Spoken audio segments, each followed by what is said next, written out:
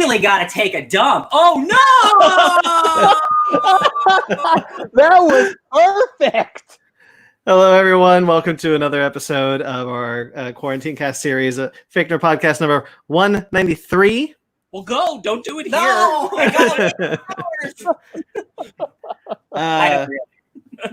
I am Brandon T. McClure. The person who needs to take a dump, apparently, is Ryan Eliopoulos. It's me. I'm the dumper. I'm joined as well as with Sparks Whitty. Hey. And Ben Magnet.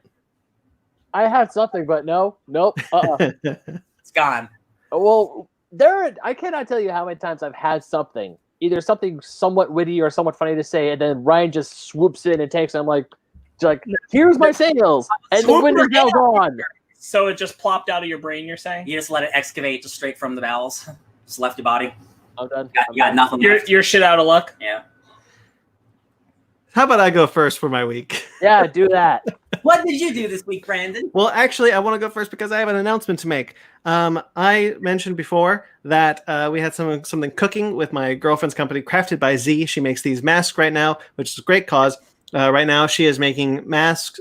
She's actually almost out of elastic. We're going to discuss about what we're going to do with that afterwards. But for every mask that you buy from her shop, she will match and donate.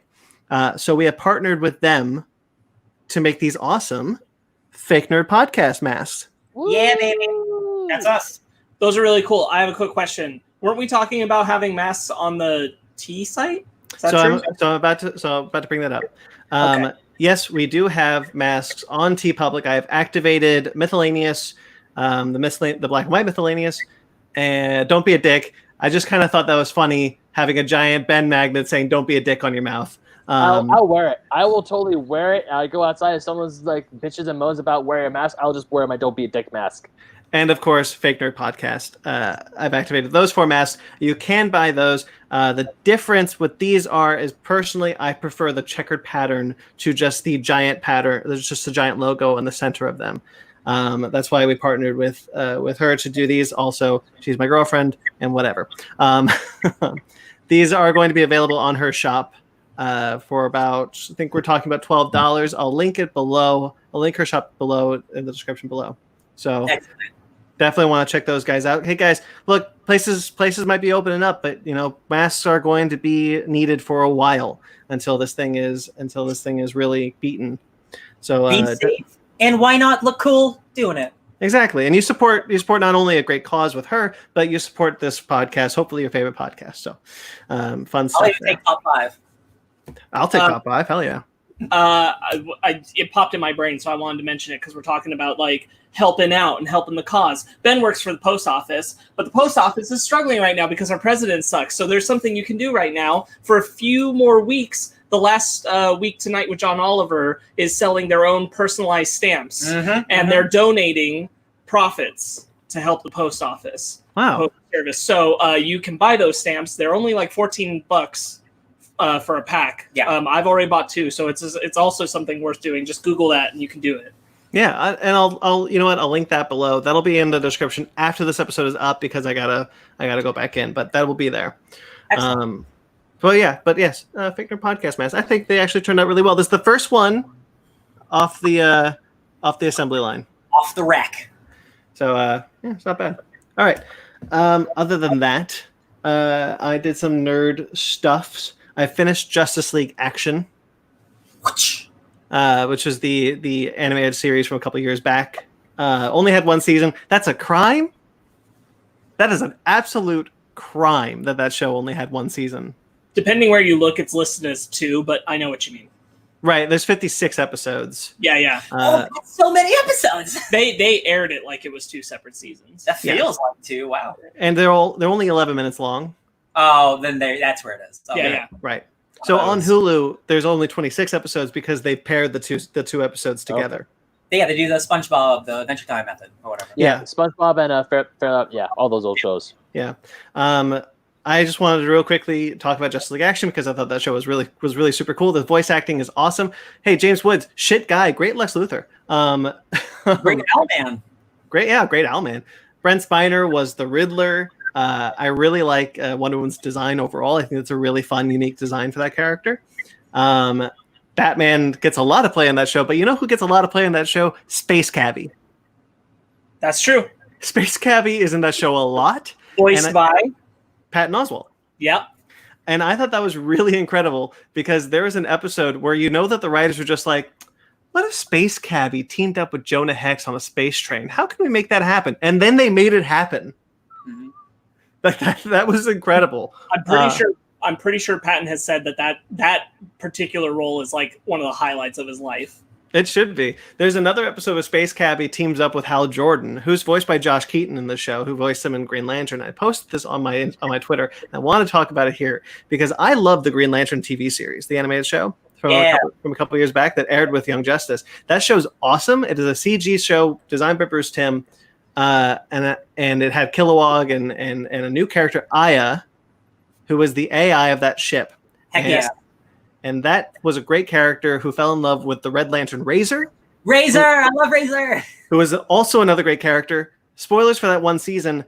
Aya gets possessed by the Anti-Monitor and becomes evil. She becomes the villain of that series. It's awesome. And that sucks. And she's supposedly killed. And at the end of the show, Razor decides to go off on his own because he has hope that Aya is still out there. And as he leaves the screen, a Blue Lantern ring follows him. Because the Blue Lantern ring is the only thing that can purge the Red Lantern ring. So you get the sense that Razor will become a Blue Lantern if there was a second season. There wasn't. I was devastated. Razor and Aya for life. And at the end, at the Space Cabbie episode with Hal Jordan, voiced by Josh Keaton, Space Cabbie has a GPS system, a galactic positioning system, voiced by the same actress who was Aya. Hey! Like, okay, that's cute. That's cute. At the end of that episode, that GPS system says, that Green Lantern sounded familiar. Almost like it reminded me I was searching for something. I don't know my origins. And I'm like, excuse me, what's happening right now? It's like a backdoor sequel episode. And I was like, what's happening right now? What is happening right now? And she turns into the bull that was Aya's AI construct. And she's like, he never gave up hope. Neither will I. And she flies off. I'm like, are you kidding me? Yeah. And I flipped. I never wanted to tell you that. I wanted you to find it on your own. I'm so happy you didn't. Didn't Aya show up in the comics somewhere? Like so Aya does appear as a quote unquote Green Lantern in the Smallville season 11 comic that introduced the Green Lanterns. That's where I remember it. Okay. Yeah. Like she showed up somewhere and I was like, oh, that's pretty neat. Yeah, I've always wanted them to introduce Razor into the into the comics also. It's only a matter of time. Yeah. But I freaked. I made a noise that Zara thought I was dying. So she ran in and was like, are you okay? I need to know something. But there's a lot of great episodes with Booster Gold, with Plastic Man.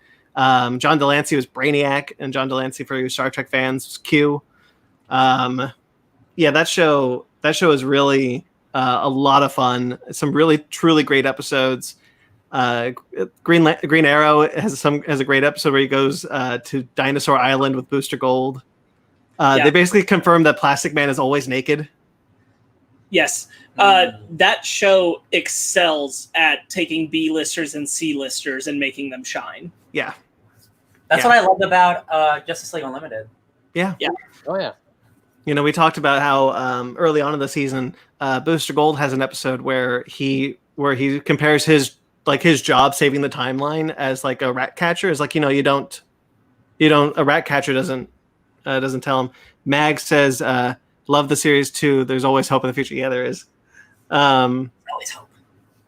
So the Booster Gold saves the timeline, and Batman like realizes his worth as a hero. That's just the tip of the iceberg of that series, man. Yeah, it really is. That show is. It's a great show. I wish it had lasted longer.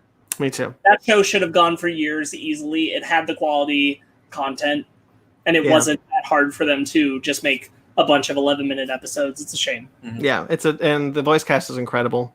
I had a DC week. Primarily, just only did DC products. Like except The Great. I watched The Great, but I didn't finish it, so I'm not going to really mention it right now. I watched the newest episode of Stargirl, and then I watched Superman Red Sun, the animated movie that came out, I think this past year. Like a year or two ago, yeah. Yeah. Really recent. Yeah, I really enjoyed it. I thought it was good. Yeah, I thought the changes made to the comic were really engaging. Jason Isaacs is Superman, and I think he's really great as Superman. This is slowly becoming like a favorite of mine just through his voice work. Yeah, right. He's a lot of fun. Yeah. He was in Scooby-Doo. That's where we recently saw him. Yeah, but he was Ra's al Ghul in Batman Under the Red Hood.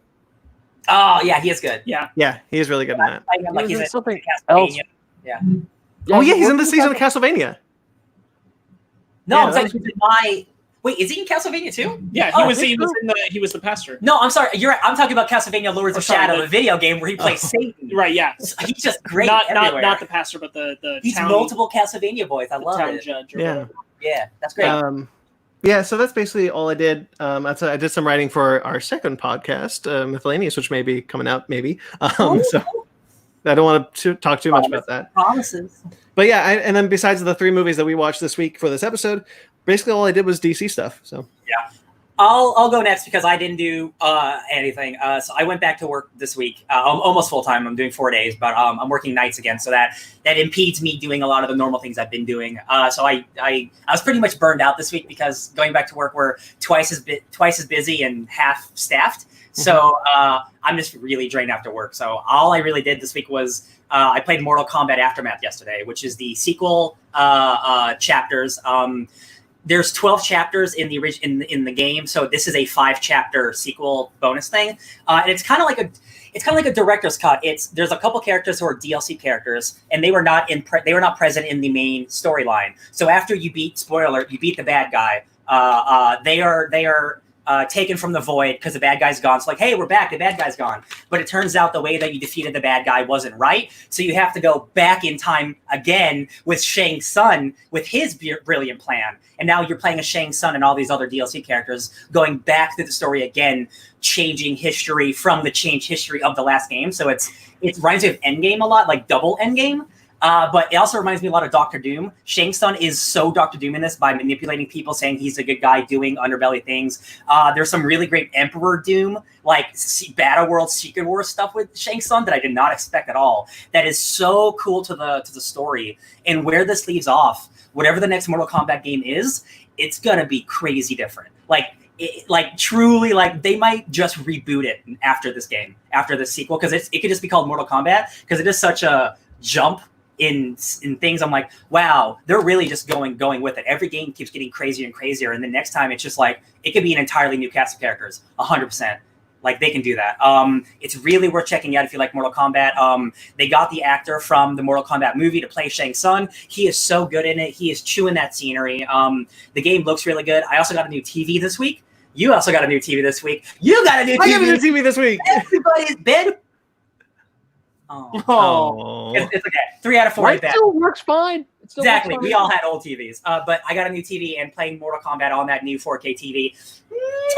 It's like when you got your new phone, Brandon. It's like night and day. It's like I had a 10-year-old TV. Ooh. I had a 10-year-old TV, and it's like, wow, it's night and day. This is what ultra resolution looks like, I guess. Besides that, I just did my normal things with him, and even that was very little. Yeah, we didn't get to Harley Quinn this week. No. I watched an episode of What We Do in the Shadows. That show's still really good. I didn't really do much else. I don't think. I'll do much more next week. Yeah. Yeah. Together. Yeah. Sparks, you want to go next? Yeah, I'll do that. I'll talk about some shows. We did manage to squeeze some time for Doom Patrol, though. Yes. Do you want to talk about Flex Mentallo? Yes. Guys. What's Metallica and Doom Patrol? Hell yeah! Guys, I'm not joking. I think Doom Patrol I think it's the best DC Universe show. I agree. It's better than Swamp Thing. It's better than Harley Quinn. I think that I keep talking about every week how it's able to pull this real emotion while having a character like Flex Mentallo, where his superpower is flexing and changing the world. The butts got out. The butts got. The butts get out, and they're literally they're butts that eat people. They are asses that eat people. This show is the most comic book show maybe ever made, while still being really emotional and thought provoking. It's insane. There was also an episode where they go inside one of the characters who has multiple identities living inside of her body, over 56 or something. Think of Split. And they go inside of her head. And I think it's one of the best interpretations of what people who have multiple personality disorder, dissociative DID, what they describe it as. They truly feel like some of the alternate personalities of her they look like her, and some of them don't look like her, and are totally different actors. And they all feel like they are their own people, and they hold their own identity. And the actress has done a great job of portraying those characters up to this point on the outside. But now we're seeing different actors who embody these characters, and it feels very honest to the depiction of what people describe. And for a show that's about robot men and like ladies who can stretch their limbs, it deals with really serious subjects like sexual abuse and sexual assault, and in very very powerful ways that deal with things you don't often see, like superhero heroics with serious sexual abuse and how they go together. And it's really powerful. And the stuff with Jane, that episode is I never told you this, but this show makes me cry almost at least once every episode.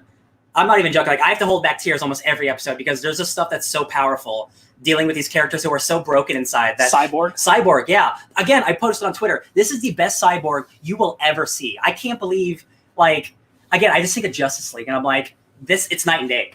This is a fully realized person, and he goes through much grief and trauma. And I'm like, this is how you build a character, man.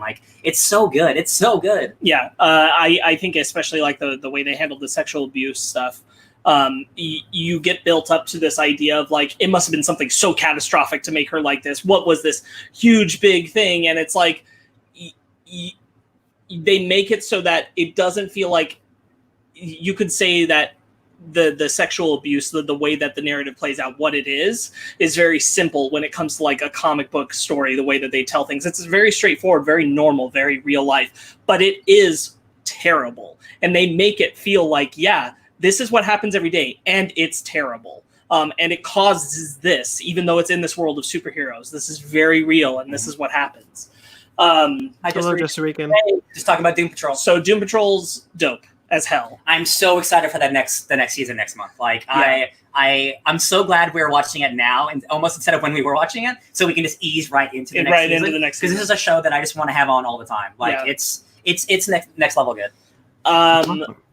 And Megan and I finished Mrs. America, which concluded its run this week. That show ends with the whole, because it's all about the Equal Rights Amendment, the ERA, which didn't get ratified.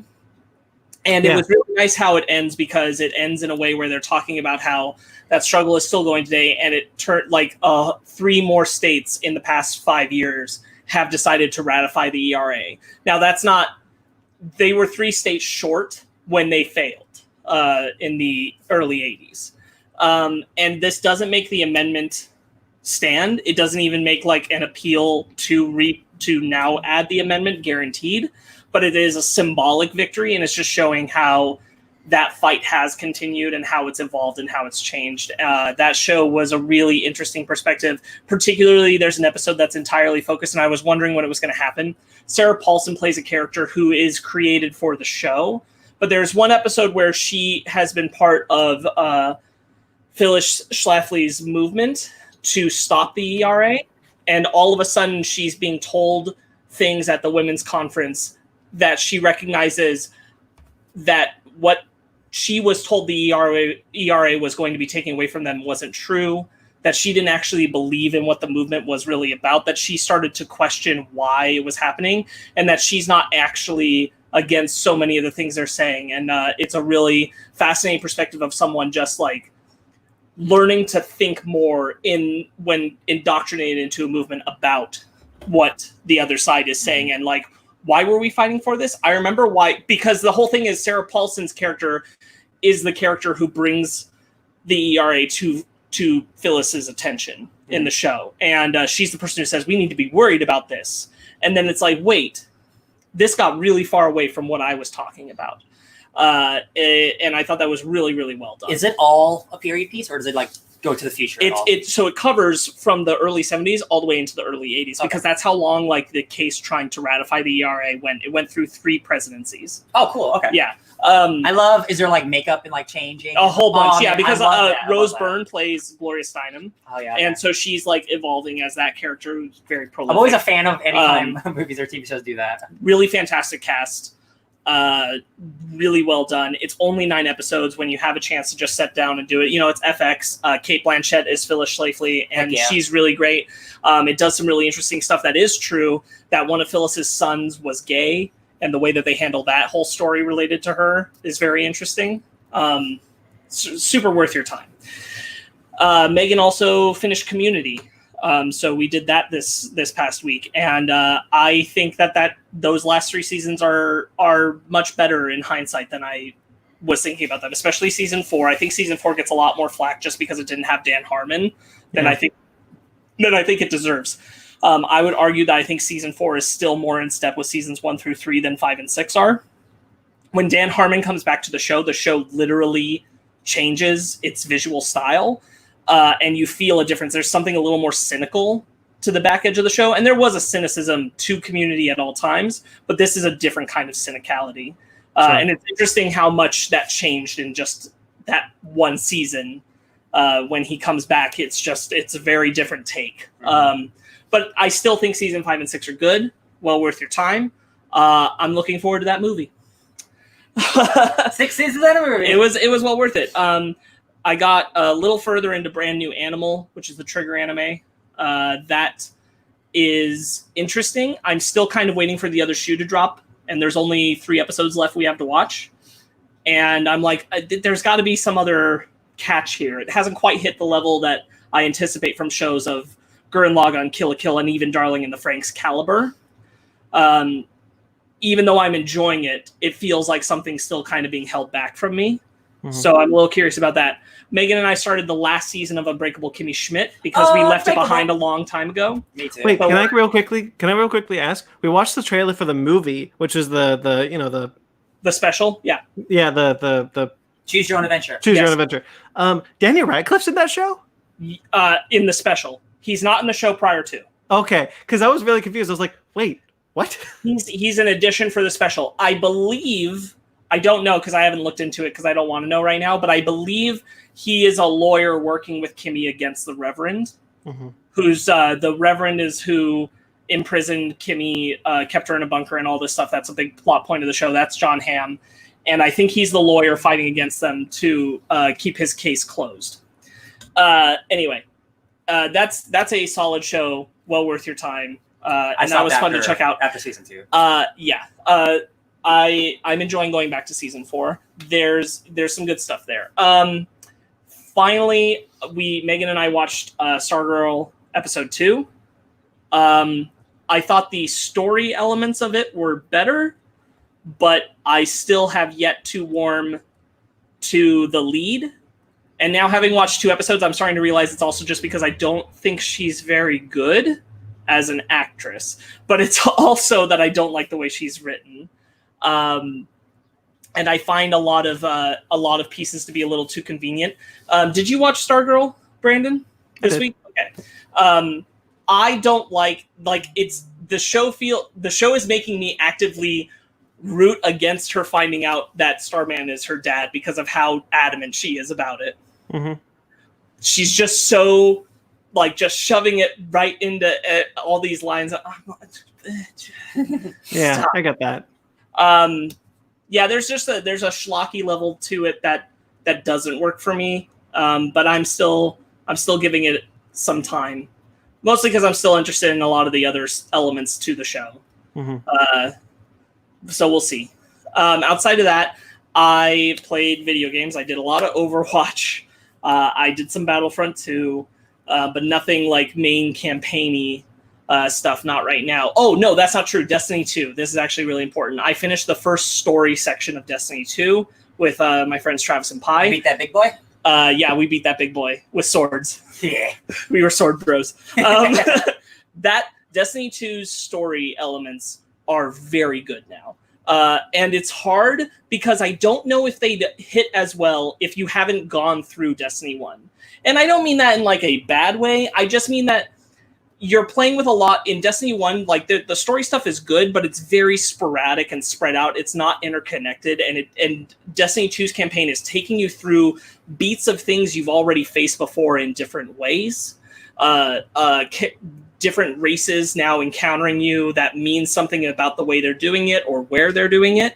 And that meaning is lost if you haven't done the steps of Destiny 1. Yes. Otherwise, the story of Destiny 2 is really enjoyable. Like, just playing through these campaign missions is really good. I think because you have played Destiny 1, I do think there is more to enjoy having played Destiny 1 and knowing its faults and where they made better on them in Destiny 2. Yeah. Because the campaign is just 100% better in every single way. Right. Like, it feels like a Halo campaign opposed to Destiny 1 where you're just doing random missions that don't really have any cutscenes or anything. Right. So, like, this feels like, they actually put effort into or like this and like concrete. And like you're following your tracks in your expansion stories in Destiny 1, but in this one, everything feels like it matters to a level of everything else. Yeah. All the little things and all the big things all kind of are coming together, and that seems to be continuing as we've started the next expansion piece, which is really interesting and taking you to a lot of cool places.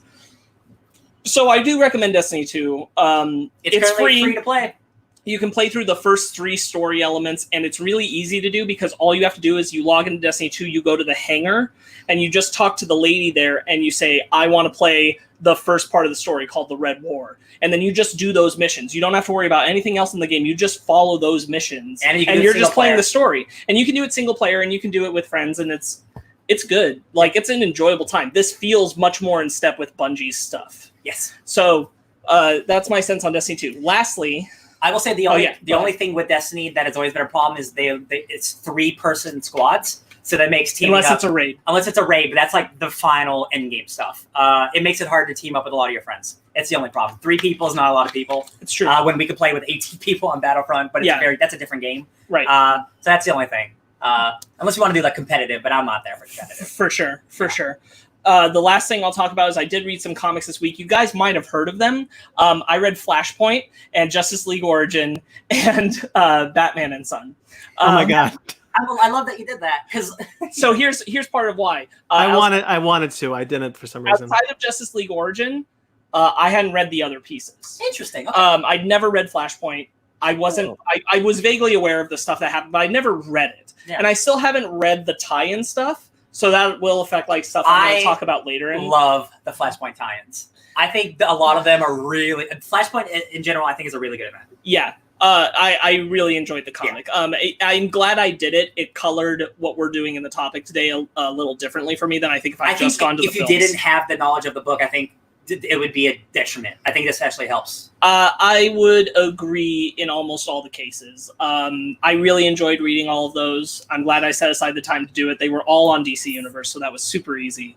But I really am glad I put aside the time to do that and read those comics this week. I also am continuing now to get back through my comics now that comics are opening up again. I'm like, I got to get through my read pile. So I'm moving my way up through the X-Men titles, and then next on the list is going to be Spider-Man, then Immortal Hulk, Ghost Rider, things like that. Beautiful. Batman. Yeah, I obviously I read all my comics from this week. I'm caught up. I'm determined to stay that way. Right. It'll happen for a bit. I really wish I had. Now that you've said that, I really wish that I had read the Flashpoint Origin and Batman and Son again. But I've read them before, but I would like to have revisited them. I didn't even consider it, but yeah, I've read them all. I mean, like, some of us only have so much time. Yeah. I am fortunate to have plenty of time, and I'm like, you know what? I would really rather, especially Flashpoint. That one really was stuck with me. And like Justice League Origin, I'd kind of forgotten how it went because it was a long time ago that I read it, like when it was coming out. 2011. Yeah. But I never read the Batman and Son stuff. I was just vaguely aware of it. I'd never read Flashpoint. I'm like, I feel like I'm doing myself a disservice if I watch that movie and don't read those comics because I know I care enough. I want to read those comics. Proud of you. I like it. That's awesome. So the more of that is going to come up in our topic, but I did that. Cool. Ben?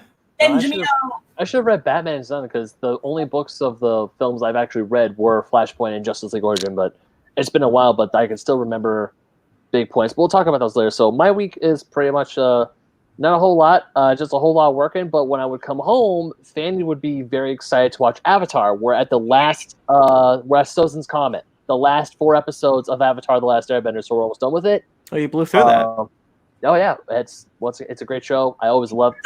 The Fire Lord battle. Yeah, well, we're at the last 4 episodes. What? So the 4 part. Like, the coolest fight in anime history, man. Like for real. Yeah. Holy shit, you're not even ready, baby. I know. No, it was funny because because when Fanny started getting into Avatar, I was joking with her saying that maybe she and I could like do like our own little mini commentary of watching The Last Airbender.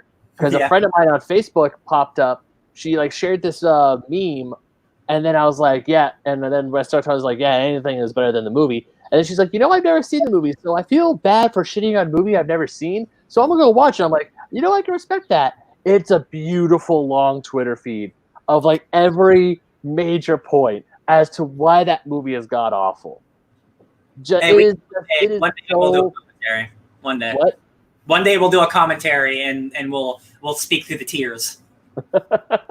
Maybe because I want to know. I want to real quick. Because I'm sorry, Ben. For all the people listening to this, watching this after the stream, or listening to it on the iTunes feed or whatever, I want to know: do you know someone, or are you a person who prefers the movie to the show? I genuinely want to know. No judgment, although you're wrong. No judgment. I genuinely want to know if they're out there.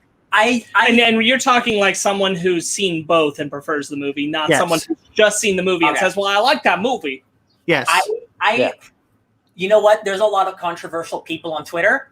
I think that's the one opinion I have never seen. Ever. Yeah. And I hope I never see it. No judgment. What I will say, the only good thing I can say about that movie is like visually, they had a good idea. Sure. When you give enough money to anyone, anything looks good. But still, I mean, like, I don't mean just like, like the quality of the visuals. I mean, like the design choices. Like, I actually like the way that they design Aang's like body arrows for the live action show, rather than just, like, the blue paint and stuff. I mean, like, there's a lot of cool visualizing choices that do kind of differ from the show, but I'm like, you know what? They kind of work. And there are visualizing choices that are completely off par, like when Earthbenders do this whole form, this 5-step where Toph, all she has to do is this, and then a giant boulder shoots out of the freaking ground. I know. That scene's comedy. That is a comedy scene. You can't tell me it's not. Anyways, getting back to Fanny and I watching Avatar: The Last Airbender, the TV show, she actually stumbled across the trailer. Like, you know how on Netflix when you're watching it, there's like a snippet of the movie or a show, whatever, or a trailer. Mm-hmm. She decided to watch that, and just from that, she's like, "I don't want to watch that. I don't want to watch it." Just from that, it's the scene it's the scene I was talking about where like 5 Earthbenders are doing their Earthbending form, and then like the little rocks are just going. God, I was really looking forward to that movie too. So was I. Yo, dude, I went at midnight with my whole family. Yeah. Boy, that turned into a Mystery Science Theater show. We were all laughing, making fun of it. Nobody cared. Yeah, anyways, so we're on the last bit of Avatar: The Last Airbender. Besides that, I went out and got my comics. Unfortunately, I'm still working, so I don't have a whole lot of time. So I actually have a little bit of a stack growing. And because of Comic Madness' sale, I keep buying more books. Ben, can I pause you? I'm so sorry. I just got a notification that the city of Los Angeles is declaring that a curfew will be enacted again tonight, 8 p.m. to 5:30 a.m. Oh, yeah. Everyone, I already knew that one. Everyone, please be safe out there. If you're watching this, yeah, please be safe. There's a lot of cities going through some curfew stuff right now. Be safe, everyone. Yeah. Yeah, I just wanted to say, be safe out there. Be careful. Mm-hmm. Hey, sorry, Ben. Well, on that note, because I bought Imbalance Part 2, the Avatar graphic novel series. Still trying to get one. Yeah, I'm still missing Part 3. But also, I went to the comic book store with my mom because she came over to visit me, and she was very kind, and she bought me the graphic novel for Last Night on Earth. Nice. Is it the whole collection? It's the whole thing. All three volumes. Because I had the first one, and I was gonna get the second one. But Comic Madness, I mean, huge shout out to Comic Madness. That sale is bonkers. It's freaking amazing. Oh, yeah. And because they had the second issue, but they didn't have the third one. So I was debating, because I have the first issue already, But then I'm like, should I just get like the whole thing, or should I wait and get the single issues? And then I'm just like, you know what? I don't know when I'm gonna go to Frankenstein's. I don't know when I'm gonna go out hunt for other books. I'm just gonna get the whole thing. And my mom was like, I'll get that for you. I'm like, you don't have to. Like, I literally pulled money out of the ATM to go shopping that day, and mom was like, no, you want this book? I'll buy it for you. I'm like, thanks. And the story was even. No matter how old you get, what's up? No matter how old you get, mamas always want to treat you. Yeah. Yeah, and the store was even kind. They even gave us 50% off. They gave us a sweet ass discount for this book, and they're like, awesome. Yeah. So I got more stuff to read because now I have Hulk, Immortal Hulk, Wonder Woman Earth 1 Volume 2, Batman Last Night on Earth, and Avatar to read. And I still have all my floppy issues that I haven't read yet because every time I come home, it's like it's either Avatar or sleep. As long as X-Men isn't at the bottom, we're fine. You want to know where X-Men is, Ryan? If it's at the bottom, I swear. It's at the top. X-Men. Yeah, I read those two. Excalibur. No, I read that one. The Marauders. Read that one. Issue 3 of Fantastic Four X-Men because I'm still missing the connecting covers for issue 2. I'll get that eventually. Then Star Wars. That's the Star Wars. Yay. And then Darth Vader. Marvel, I'm happy. And then Ruby. Oh, we got news for you later. We got news for you later. Good news or bad news? I'm scared. We'll get to it. Then my Sonic the Hedgehog. So Sonic, my favorite, the one that got me into comics is at the bottom of the stack. I'm glad you got your books. That's cool. All right. Anything else you want to add, or should we move into our bread and butter? Yep, that's pretty much it. I played more Dark Souls yesterday. Praise the sun. Praise the sun. Praise the sun. Dark Souls is awesome. I love it. Alrighty then, let's get into our bread and butter, guys. First off, some sad news. An actor by the name of Richard Hurd passed away this week. Wanted to bring him up because he was a very prominent actor on television. He was in tons of TV shows such as Seinfeld, Frasier. He was a character on Star Trek Voyager. He was Admiral Paris on Star Trek Voyager, which is where I know him from. This guy was on TJ Hooker and Knight Rider and tons and tons and tons of shows. But he passed away this week. Yeah, he's absolutely one of those guys where you look at his face, you're like, he's a character actor, 100%. Yeah. That's a shame. Yeah. He passed away this week at the age of 87. Yeah. No cause of death, least given. Long life. Yeah. Okay, so this is some more COVID delays and stuff related to what's going on in the entertainment industry because of the ongoing COVID-19 crisis. Stop. Lucasfilm has announced that they have postponed the launch of Star Wars: The High Republic, which was their new publishing initiative, which will push this new era of Star Wars forward. They're going to wait until next year to drop it. Oh wow! Yeah. So Charles Soule's Star Wars: The High Republic, Light of the Jedi, which is the first novel to be released, and Justina Erlin's middle grade novel, Star Wars: The High Republic, A Test of Courage, which was supposed to be the second novel to be released, will both now be released on January 5th, 2021. Initially, they were going to be released in August of this year. Yeah, I was going to say, it's like relatively soon. And Claudia Gray's novel, Star Wars: The High Republic, Into the Dark, will be released on February 2nd. They don't know. We don't know when they're releasing the IDW or Marvel comics yet. Those announcements will happen soon. But we have yet to know. Basically, the excuse was, excuse me, to ensure the launch will be as epic as it deserves. That makes sense. Like they're clearly trying to push like this is the next wave of Star Wars, even if it's just books. Like it's eventually going to be games, comics, movies, television. So like they want to make sure that launch is as big as it could possibly be. It makes sense. Yeah. And also, on a personal note, it actually helps us. Maybe we could do something with the High Republic come January. Yeah. Because August was pretty packed, so maybe. Yeah. I will say all the names of these books, I think they're pretty generic. Yeah. Test of Courage, Into the Dark, Flight of the Navigator. I'm like, okay, I get it. But the creative teams on them are pretty exciting. No, they're amazing. It's just like they feel like placeholders. Oh, totally. Or you give like an actual name, but it's not. Yeah, because like it's a Test of Courage or Into the Dark. It's like those can be anything. Light of the Jedi is a very Star Wars title, also. Yes, so. That one's fine. That one, yeah. So Marvel has, and then DC did this too, but Marvel released 3 new titles that are going to go digital only as they wrap up their titles. I feel like they're targeting me. I feel like they're targeting me. Revenge of the Cosmic Ghost Rider will finish up its run in digital only.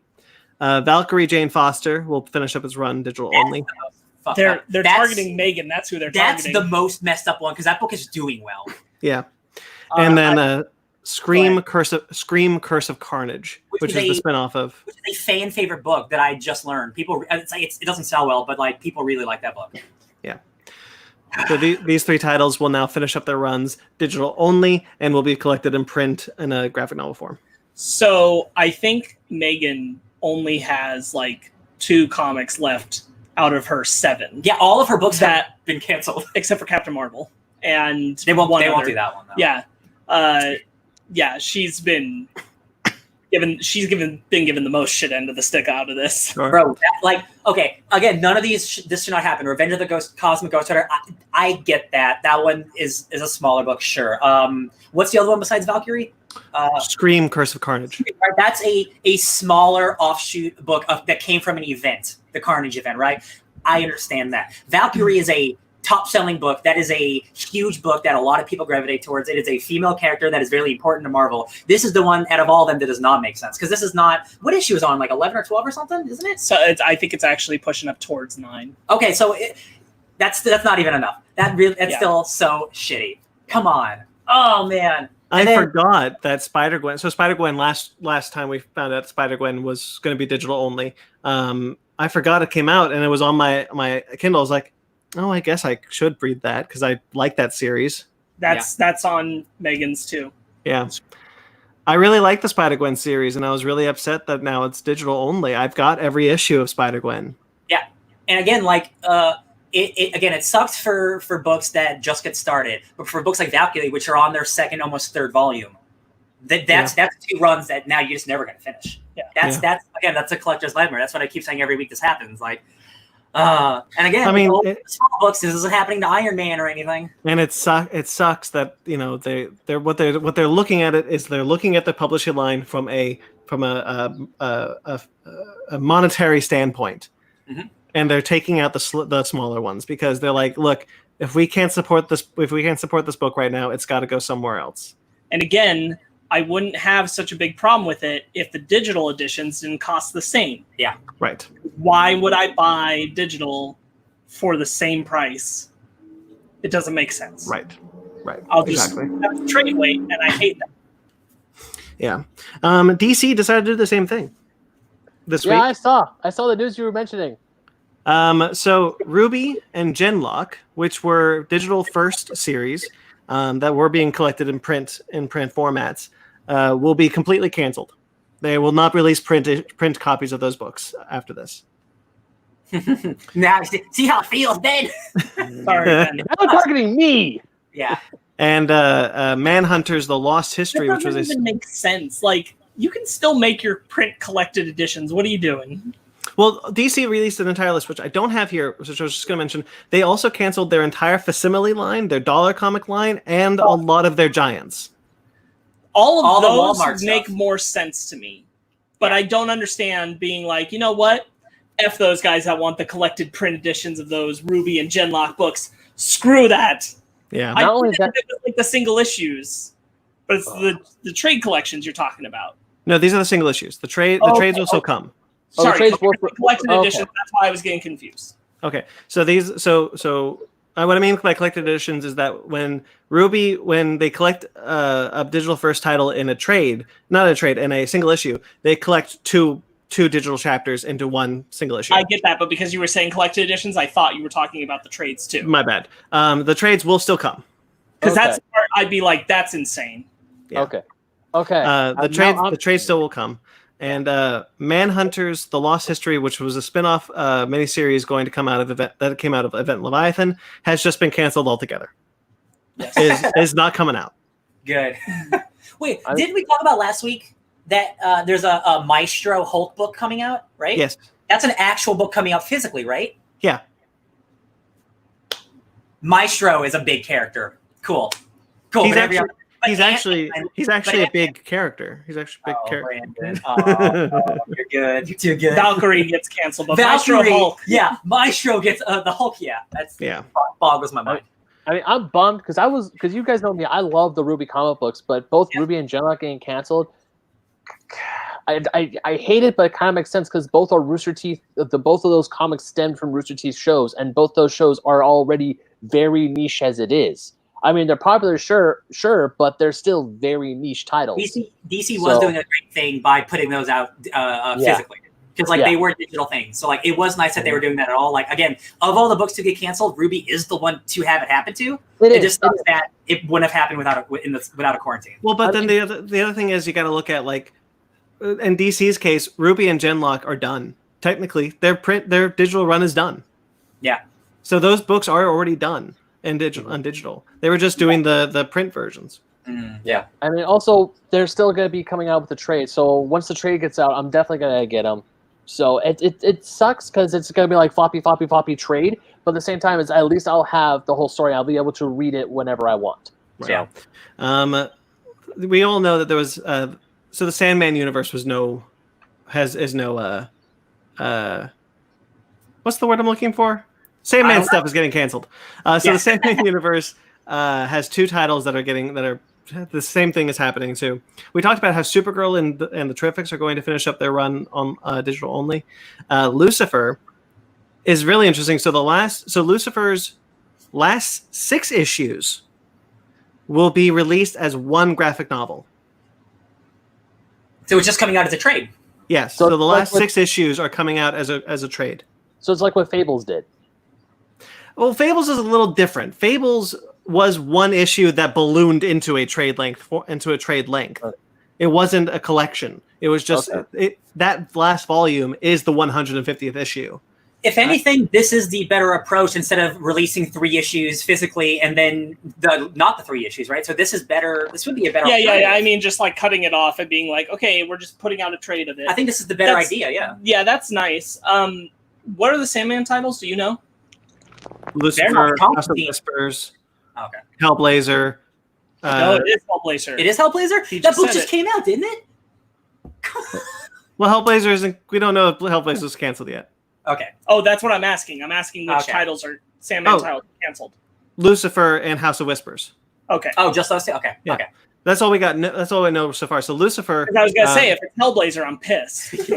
So Lucifer is going to be released as just one trade. The last 6 issues will just be released as a trade. House of Whispers, which is the other Sandman title on this list, their last 2 issues will only be released digitally, and then obviously will be collected in a trade afterwards. Again, that's shitty, but that's par for the course now. And in an unrelated news, Catwoman's getting a new creative team. Yeah. Ram V and Fernando Blanco is taking over the series from issue 25 from Sean Murphy and Blake Northcott with artist Cian Torme. I had nowhere else to put that, so I was just like, this is also a thing. Cian Torme is great. He does a lot of Doctor Doom Marvel work, so I'm really excited he's going to there. Sean Murphy, you guys know Sean Murphy. He's great. Sean Murphy is not a comic skater. The problem is he hangs out with comic skaters, and Blake Northcott is a comic skater, so that's why they're leaving the team. Yeah, I heard. So it's good that these much love to Sean Murphy, but stop hanging out with assholes. Much love to Ram V. That dude's really cool. He's really great on Twitter, and he's very excited to take over Catwoman. I might check out at least the first issue because I like Catwoman and I like. I've really enjoyed Ram V. Ram V took over Justice League Dark from James Tynion. Yeah, okay. And it's been really good. That looks good. Yeah, I'm gonna check it out. Cool. I like that guy a lot. I know him more on Twitter than as a comic book writer, which is fun. Yeah. He's a cool dude. He came out of nowhere and then immediately exploded. Yeah. So I was excited to see that he's getting another book. Same. Okay, so we got some other news, some TV show news. Let's get through some stuff with the TVs. We'll talk about probably the most exciting one for all of us, I believe. Well, actually, maybe the second one's more exciting. But anyway, Upgrade. We're all big fans of the movie Upgrade. Oh yeah. Right. The movie's excellent. Well, Ben, you haven't seen it yet. I haven't seen it yet. Right. Okay. So Upgrade, great movie. Lee Winnell. He is developing Upgrade the series for Blumhouse. Upgrade will be getting a sequel series with Lee Winnell and Tim Walsh. Tim Walsh recently on Treadstone, which was canceled by the USA Network recently. Is going to serve. They are both going to serve as showrunner, and Winnell will direct every episode. Beautiful. That's the type of creative team I like to see. Yeah. Right.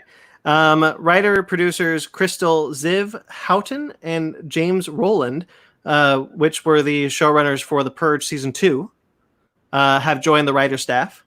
Beautiful.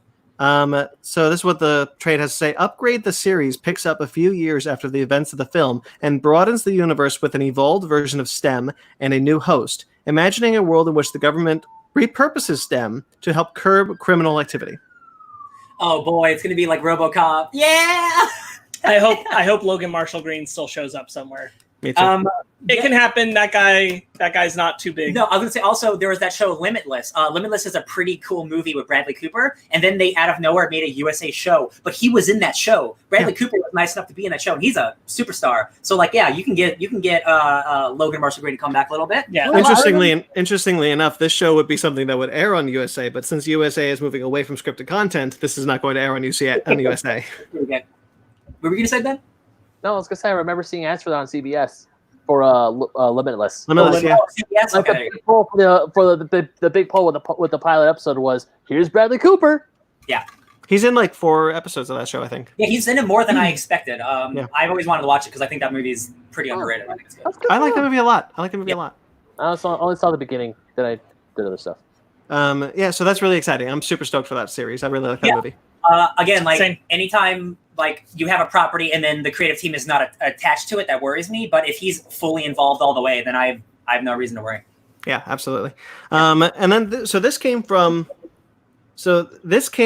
a couple of sources that I generally don't like, but one of them's hit ratio is better than the miss ratio. So it's the Kingdom Hearts TV series on Disney Plus, is what we're getting at.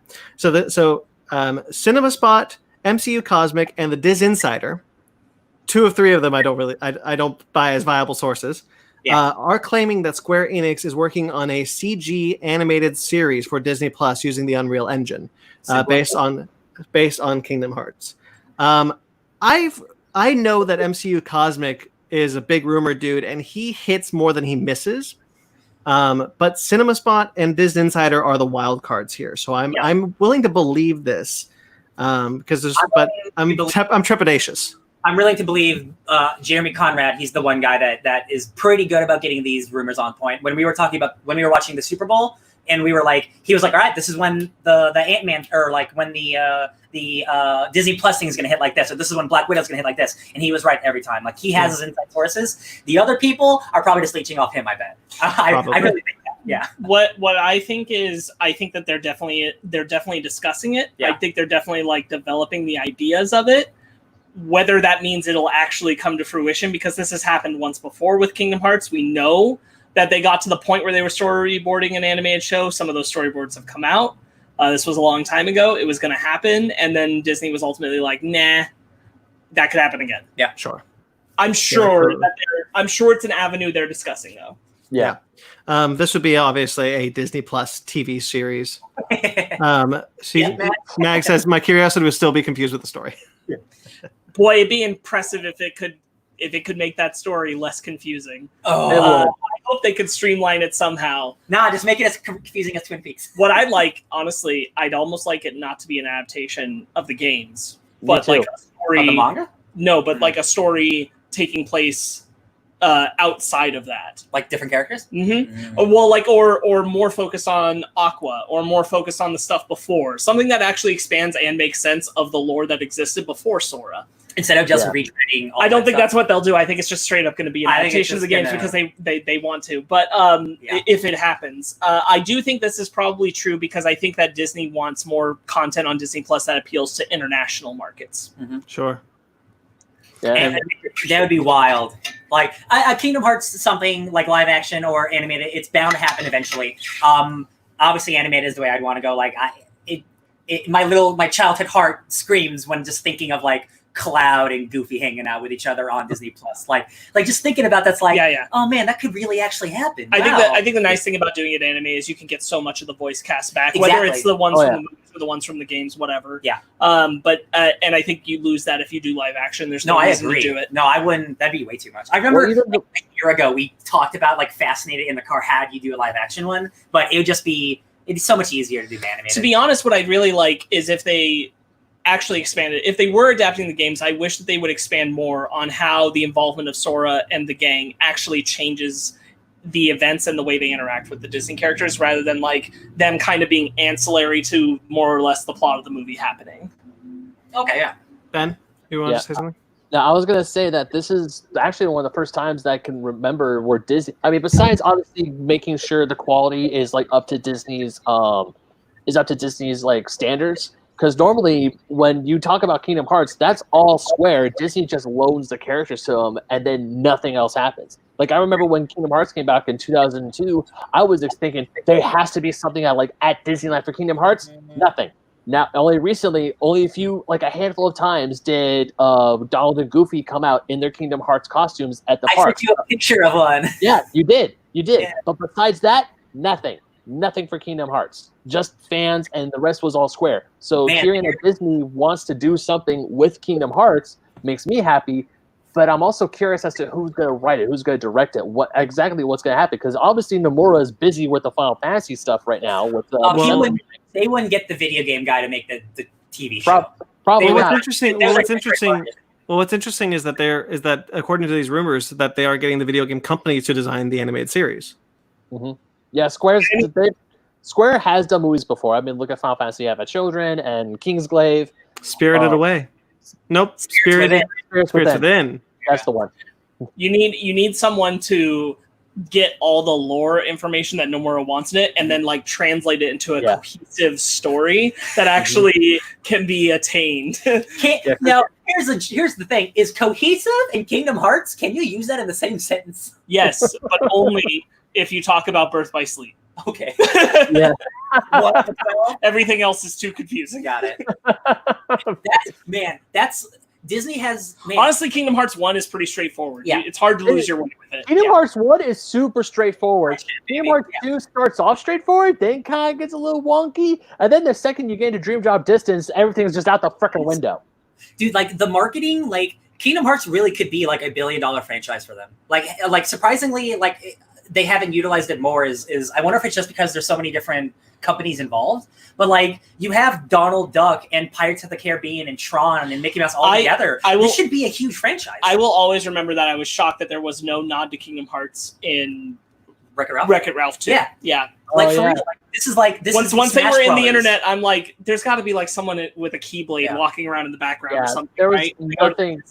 Like like that's the thing, because the Kingdom Hearts, I mean, Disney helps with the characters, but that's an entirely a Square Enix developed game. That's a Square first party title, and they just Kingdom Hearts 3. There's not very many Final Fantasy characters. It's almost all Disney stuff. Well, that's because Nomura wanted it that way. He wanted them to focus on the original characters and the Disney worlds, and he didn't want to bring the Final Fantasy characters in. Yeah, I mean, it was for like $10 less. It was still too expensive to me. Yeah, it's not until the DLC when the Final Fantasy characters show up, and it's like, even then, it's like, okay, where's my Sephiroth fight? I still don't get my Sephiroth fight, even the DLC, and that pisses me off. Everything I've heard from that DLC is like $15 at best, worth it. Yeah, it's something. I don't think that Disney cares that much or takes seriously their video game capable audiences. Certainly in the past decade. Yeah. That's been evidenced by all of their outputs related to video games. Which is funny because they make Wreck-It Ralph. Right. And which is a video game. And didn't capitalize on it. Yeah, it's like, they have like an entire that they could really... They didn't make arcade cabinets for it. No, I know, but they didn't capitalize on it. Yeah, you're right, they didn't. Like, there's an entire, there's like really $1 billion industry that they could just like, it's right there. People love video games and they love Disney. Just use it, baby. You could do it. You can do it. I truly think Disney Infinity was their best chance at like breaking the mold of like Disney video gaming if they hadn't cut it short of its like true vision that they were going for in their fourth phase. Yeah. Because that's like the video game people behind Disney Infinity have talked about, like the fourth phase is where we were really going to take the game to the point where we think everybody wanted it to be. Toys to Life, they all just died. They all died. Yeah. Well, we know why that one died though. That was they moved the funds out. They canceled all their game stuff, not just Disney Infinity, but they canceled all their video game stuff because Shanghai Disneyland cost too much money. Yeah. So we suffer. All right. Anyways, That's all I have to say about Kingdom Hearts the show. Oh yeah, it's happening, baby. Let's see how far it gets. Yeah. So we all liked. I'm assuming that those of us who have seen it really liked the Girl with the Dragon Tattoo movie. The English one? Yeah. Sorry, the American one? Yeah, it's good. Yeah. I haven't seen it. Well, they are making a TV series. Currently, it's just titled "The Girl with the Dragon Tattoo." However, it's theoretically not going to be an adaptation of that book or the books in general. Be a very loose adaptation of them. It will be about Lisbeth Salander, the main character of those novels, and it's going to tell a new story with new characters and settings, and bring it to the more modern world. Sounds kind of cool, actually. More modern world. I think because the books are technically now period pieces. I guess. The books aren't that old, though. I know, but they just use modern to make it whatever. Okay. They just use modern to be like it's 2020 instead of 2011. So I've seen the David Fincher American movie, and I've seen the original Swedish movies. I didn't see the sequel movie. That was the new movie. This was the latest book. Yeah, the latest book that was with Rooney Mara, I believe. Yeah. I didn't see it, but I'm a big fan of cool hacker ladies who hate sexism and pigs. Like I'm a big fan of that genre. Yeah. So like I'm totally down to watch the show as long as the creative team's great. Yeah. I don't know how I feel about them doing something that's moving so far away from the character written in the books. Yeah, just because the reason people read those books. Just because the original author and his son have been the people who have written that character, and I'm like, I mean, like if you're going far away from it, why do it? Why do it? Yeah. Like if he's not going to be the protagonist, then like what's the? Well, she is the protagonist. It's going to be about Elizabeth Salander. It's just going to be like made new up scenarios out of something different. This is like going back to what you just said about Upgrade. It's not the original creative team creating this thing, so I don't have a lot of faith in it. Yeah, it's Do we know? No, we don't know who's on it yet. We just know that Amazon is developing it. Personally, I would have rather just seen the sequel to the David Fincher movies. Okay. Yes, I would. I wish David Fincher had been able to do the rest of the books. Yeah. At least the original 3. I don't know that they need to go past that as far as like David Fincher's movies, but those Swedish ones are really good. Mm-hmm. So I don't know that you really needed to retread that water. I didn't even think that when the David Fincher one came out, even though I liked it. Yeah. But I definitely don't know how I feel about it going forward without. If it's going to be just like a traditional looking like hacker show without like David Fincher's type of aesthetic, because like his aesthetic worked really well with that like universe and like how dark and like how just shitty people are, right? And like you really have to make that fit. Like it can't be toned down. I'll pinpoint it for you because I haven't read all the books, but I've read most of them. And what it is that David, the author's name escapes me, but those books are great. Thank you. Modern detective stories. They really are. They're modern mystery stories that really work. And I do mean like the modern, like Girl with the Dragon Tattoo still fits as a modern mystery. Sure. And they're really good for that. And I don't think that those stories have been designed in a way where you could do it for television. They really do feel like film encapsulations. Padding it into a television show doesn't really make sense to me. I feel like you're going to lose more than you're going to gain. Those books are intricate and well crafted just as well as any mystery film is, like Knives Out or things like that. Both star Christopher Plummer. Which is why the film adaptations have for the most part worked so well. So first off, I don't think that the stories that have revolved around that character would translate well to television in general. And then I really don't think that when you're doing it based off nothing. I think it's going to be too far stretched when what those stories are so good at are keeping the details tight and compact around the center story. You know, it's very much just building upon its focused center thing. All of the books did that. And I think the television is going to try to get too broad and lose the heart and soul of what makes those stories good. You're going to have to be one hell of a writer to create a complex, like thought-provoking murder mystery that's not based off the books that compares to the books. You know, if you're not going to use the source material, you better be one hell of a writer to try to compete with it. You know, so that's go for it, guys. Good luck. Good luck. All right, so let's move into some movie news. Sonic the Hedgehog 2 was announced this week that it is in fact moving forward with a sequel. Cool, good. So Sonic the Yeah. Hedgehog is getting a sequel. Jeff Fowler is returning to direct the sequel. Pat Casey and Josh Miller, who wrote the first film, returning to write this film as well. Cool. Okay. I kind of wish we were getting different writers, but that's okay. Yeah. Maybe we'll finally get the Sonic Hedgehog movie Ben and I wanted. Yeah. There's no date on when it's supposed to start. No casting announcements made, but they are. As someone who greenlit. thought the movie was fine, like I liked it fine enough. I am glad that the people who did make it fine are given a chance to try to make it better, to see if they can like realize their vision or whatever. So that's going to be cool to see if they can do something with a bigger budget and more freedom, or they just buckle under it and just make another whatever. My biggest thing remains that I just want them to write Sonic to be a more confident character. Yeah. Because that's such a key characteristic that I think was absent. Yeah. Right. All right. The Wolfman, the remake. And Mag says, and hoping more Sonic characters. Well, yes, you saw that post-credit scene. You know who's coming. They'll get Damn right. Tails and Silver the Hedgehog. My favorite. Shut up, Sparks. So the Wolfman, Universal's remake of the Wolfman is getting some traction again now that the Invisible Man was a huge success. Ryan Gosling is in talks to star. Apparently, he pitched the story to Universal. That's what's interesting. He's like, "Hey, I want to be the Wolfman."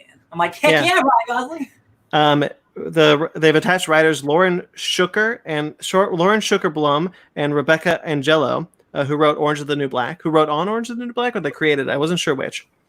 So yeah, that's really all we know about that project so far. It is really interesting that he is not signed on to cast, but this is his story that he pitched. He's like producing, basically. Yeah. Yeah. So I thought that was interesting, and he obviously it's likely he'll star. So I love me some Baby Goose. So this is right now not a Blumhouse production. This is a Universal Studios production. This joins Paul Feig's Dark Army with Universal, and Elizabeth Banks is The Invisible Woman with Universal, and Karen Kusama for Blumhouse's Dracula.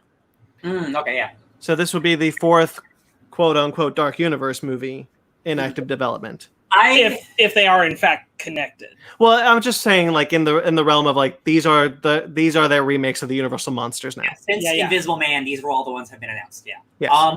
Honestly, like I would kind of hope after Invisible Man that all of these Universal monster movies would be more in line with the Invisible Man. We're dealing with like a much more personal, small scale story, because when I hear Ryan Gosling and the Wolfman in the way of the Invisible Man, I think like a body horror, like a guy dealing with his own trauma of being a Wolfman instead of like an action movie. Right? That's what I want to see, because that's like the line I see this direction going, and I'm like, oh, please be that. Please don't just be like another Wolfman. Oh right. Man.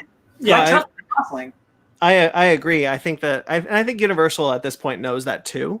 Dark Army is the outlier in this, in that it was a leftover from when they announced the Dark Universe, and it is still in active production. If you want to ask me, the one that should still be in active production is Bride of Frankenstein. Yeah, it is a crime that Bill Condon is not doing Bride of Frankenstein anymore. What happens, man? Come on. But yeah, I like The Invisible Man a whole lot. The Invisible Man gave me a lot of faith that they could adapt these old stories for a modern audience in a good way, and not just the way that we saw with The Mummy. So hopefully we'll continue to see that with these new ones.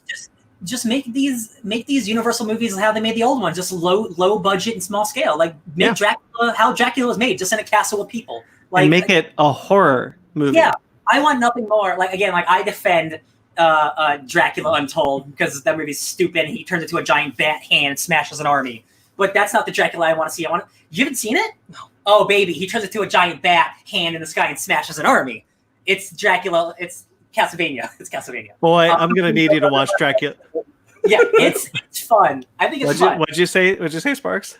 I said some things are better left untold. Yes. Sparks, I'm gonna need you to watch Dracula. The game is on. But that being said, like I like my Dracula to be like a dude who like seduces people, like, and be like small scale. Like I like that Bela Lugosi Dracula. I've seen my Penny Dreadfuls. I don't need that world dominating Dracula. I like my small Draculas. I would love to have the era of those movies back again. And with Invisible Man, it kind of seems like it. Let's hope they stick with it.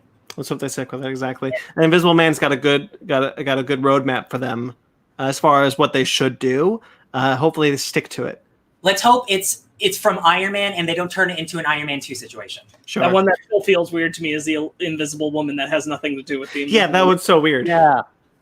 I mean, I'm a fan of Elizabeth Liz- Banks, but I'm like, Yeah.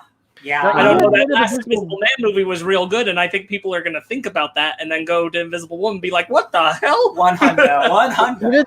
Even the end of the Invisible Man kind of sets up Invisible Woman. When you think about it, because she has the suit at the end of the movie. But it's unrelated. It's unrelated.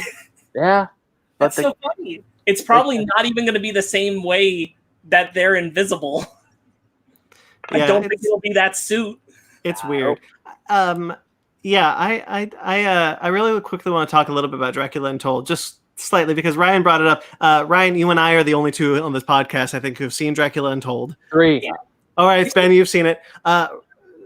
Sparks, when I referenced the end of Godzilla King of the Monsters, I was referencing Dracula Untold, because they reshot a lot of that movie to make Charles Dance a proto-Dracula. So Dracula's not even the first Dracula, to make him a proto-vampire, and he's gross and disgusting. And then at the end of the movie, he's fine and Charles Dance and looking alive.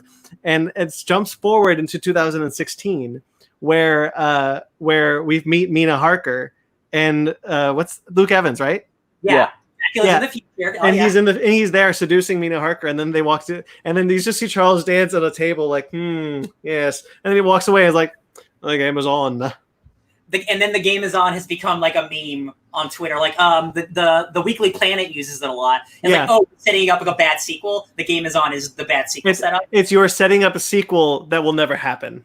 Yeah, the game is on. Because it's so weird that they did that, because Dracula Untold was in production when the Dark Universe was like rumbling. So they were just like, we can make this right. We can make this Dark Universe. So they did the Charles Dance thing because of that.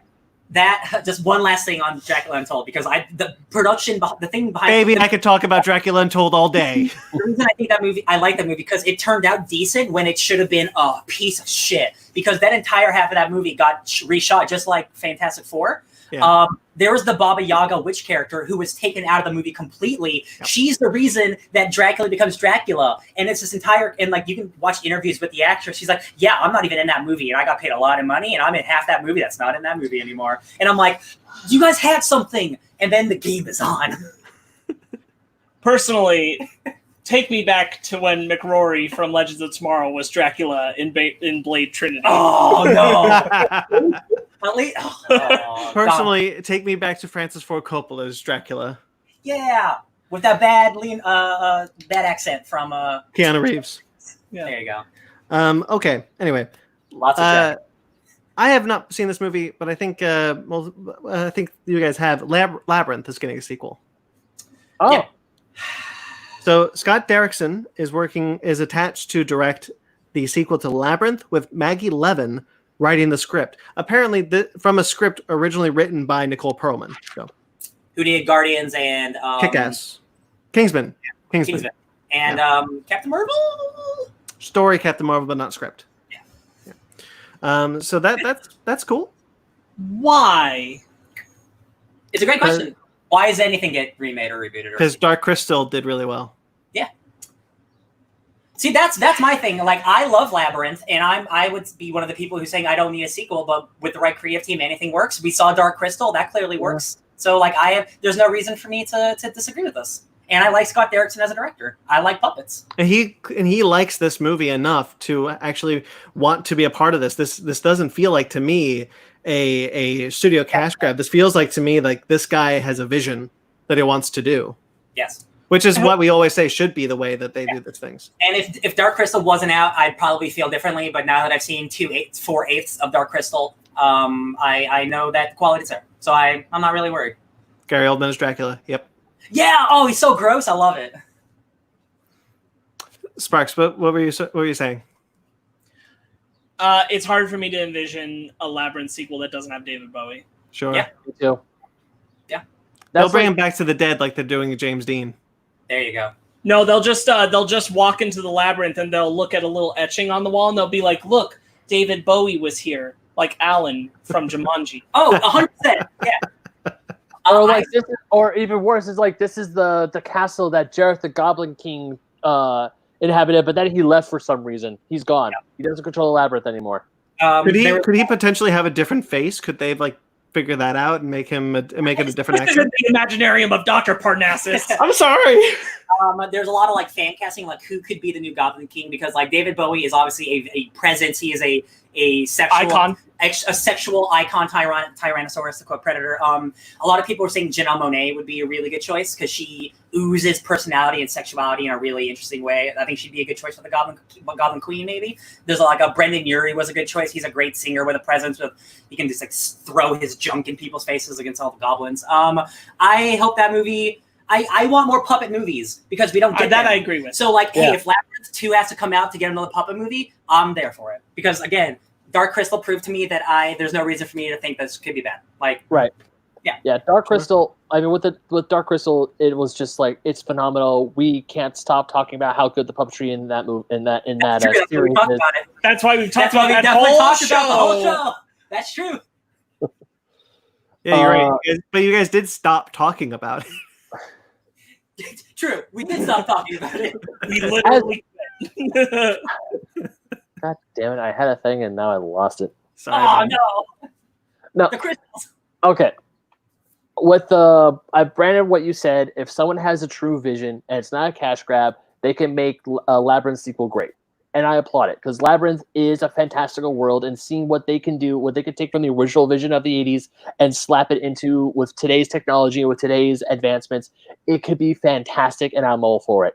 On the other hand, it's one of those things. It's like it doesn't need a sequel, but if the creative team is all for it and they want to create something amazing, go for it. Yeah, like again, like we cover news every week about sequel reboot thing. Like at this point in my life, like as long as a creative team, I like until I see a bad trailer, it's hard for me to care about things. Like I like Scott Derrickson, so for right now, that's all. I'm on board. Mm-hmm. Sure. So I see a bad trailer. Okay. Real quickly, we have some Borderlands news. This is actually a bouncing off from what happened last week. Yes, I like that you put this on here because we didn't talk about it last week. This was talked about last week, but made confirmed this week. Cate Blanchett has been cast as the character Lilith in Borderlands. Like I said, they signed on the dotted line this week, so this was what I was waiting for. So Borderlands, directed by Eli Roth, written by the guy who did Chernobyl. Now starring Cate Blanchett. This seems like a winner. This seems like a winner to me. Like Eli Roth, his track record isn't great, but like that dude knows how to shoot a movie. Like his action's good. I like Cate Blanchett. He has a sense of humor that fits the game. He has tonally those games are super sarcastic and very tongue in cheek. And Cate Blanchett like bringing some of that Hella vibe to it, like that sarcasm and wit, like dark wit, or Phyllis Schlafly. Yeah. The fact that they honestly got Cate Blanchett is very surprising and it makes me really excited because like Borderlands as a franchise is really cool. It's about alien treasure hunters. It's alien Indiana Jones. So I'm very excited like that this is actually moving forward quickly. I'm very excited. Yeah. And this I was actually kind of avoiding to talk about because I'll be honest, I didn't believe it was real. But Doug Liman has attached himself to the Tom Cruise movie that will be shot in space, thanks to Elon Musk. And this is not Live, Die, Repeat 2, right? Because they say they want to make that still. Okay.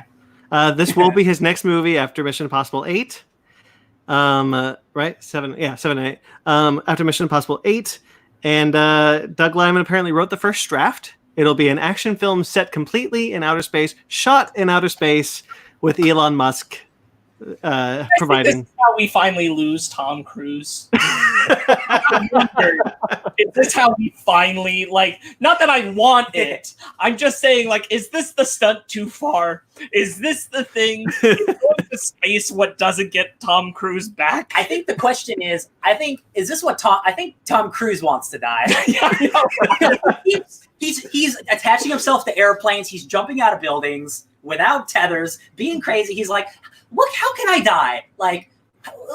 He wants to die doing the biggest stunt, or he wants to be stopped from doing the biggest stunt because he did the Mummy. Yeah. And I think he's like, well, they're not going to stop me after this. Yeah, go big or go home. He got hypothermia either doing the Mummy or Mission Impossible. One of them where he's hanging out of the side of an airplane, and he's like, you know what, hypothermia is not enough. What if I want to go in space and actually? That was Mission Impossible 5.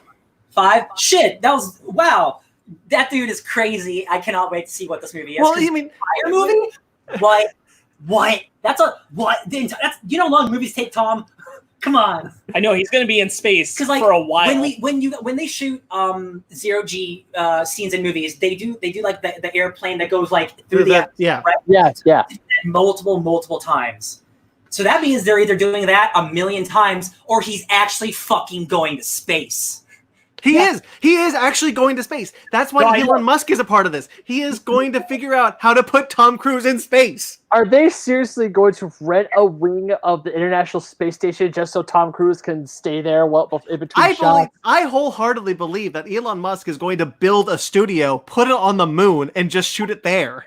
Dude, Tom is so crazy that he's had to fire and like renegotiate his insurance contracts because he wants to do bigger stunts, and they're like, Tom, you are too expensive. We cannot allow you to do this. So he's like, cool, I'm gonna buy out that company, and now I'm my own insurance policy. I'm like, he's truly insane. He wants to die. Guys, it's crazy to know that we're gonna spend at least 8 months living on a world for the first time in our lives that Tom Cruise isn't on. But not dead. He did not transfer to his consciousness to space. He's just in space. Oh, who knows? Maybe this is his way of just getting out. Because that's his plan. That's his plan. He's going out looking for his god that he left. It turns out this is actually a long-form documentary series. Oh my god. Jesus. Yeah, when I first heard about. Sorry, real quick. The thing is, this will happen. The movie will do well. Tom will be like, let's do a sequel. I want to go further. I want to go to the moon. I want to go to the moon. No, further, because this will obviously go to the moon. Tom will go to the moon.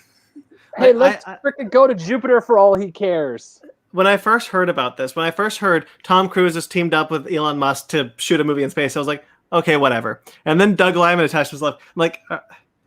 I didn't look into it. I thought it was like a commercial, or it was like I just saw Elon Musk and Tom Cruise working together to go to space, and I'm like, are they going to film like a commercial together because Tom Cruise he wants to go to space? No, he's just nuts and wants to make a movie. It's an action movie. Yeah, in space. What I love about it's that one scene in Ad Astra, but like the whole movie. Oh, the monkeys! I see the monkeys. No, where they're racing on the moon with the guns. The lunar pirates. It's that whole thing. But dude, I could deal with some more lunar pirates. That seems cool. Yeah. If it takes Tom Cruise and Elon Musk to further our exploration of space, if Hollywood is the reason we go further into space, let's do it, baby. Let's do real world Jupiter. I'll do it. I don't care. Let's go. It's bold to go. Real news. All right. Anyway, let's get some trailers. I can't wait until they have to CGI more space in space.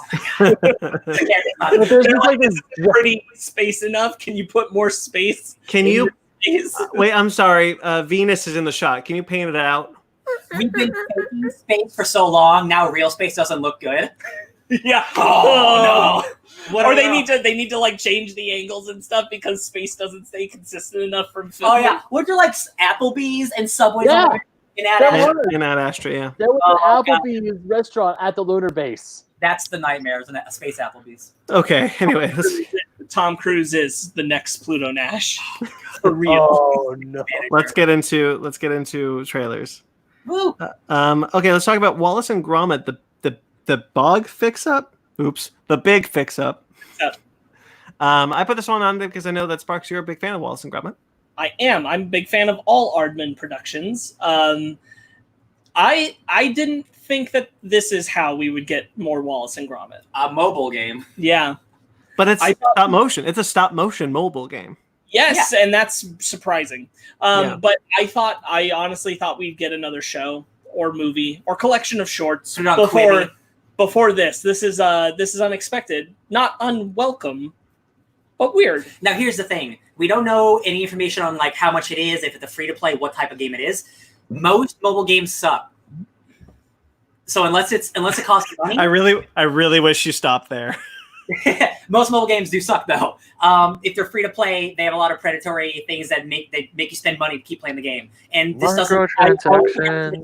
It's story based. I highly doubt it's free to play. Yeah, I imagine it's like a $6 thing. That's what I imagine. It's like the Telltale games, which Yes. you can get on mobile devices. I imagine it's like that because that's more or less what I picture it.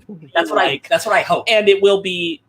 The thing is that, like, if this is still Aardman Productions, and it is, doing Wallace and Gromit, I'm like, well, the content's going to be good. They're doing the stop motion. You're still watching a Wallace and Gromit story. You're just somehow interacting with it too, but you're still watching it through. Like a Telltale. Yeah, I'll do it.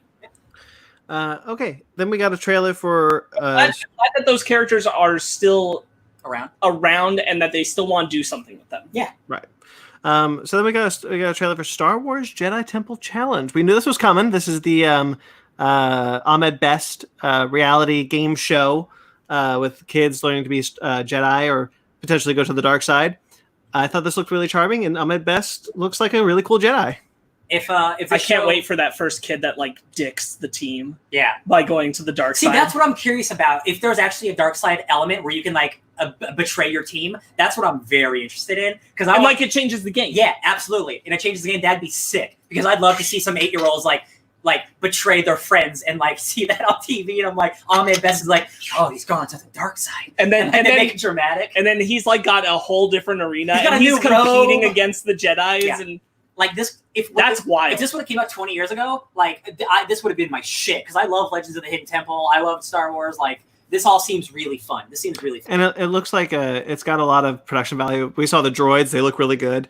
Yeah. They're using the lightsabers, the high-end lightsabers that they've gotten from. The sets look really good too. Like the whole arena for them to play in.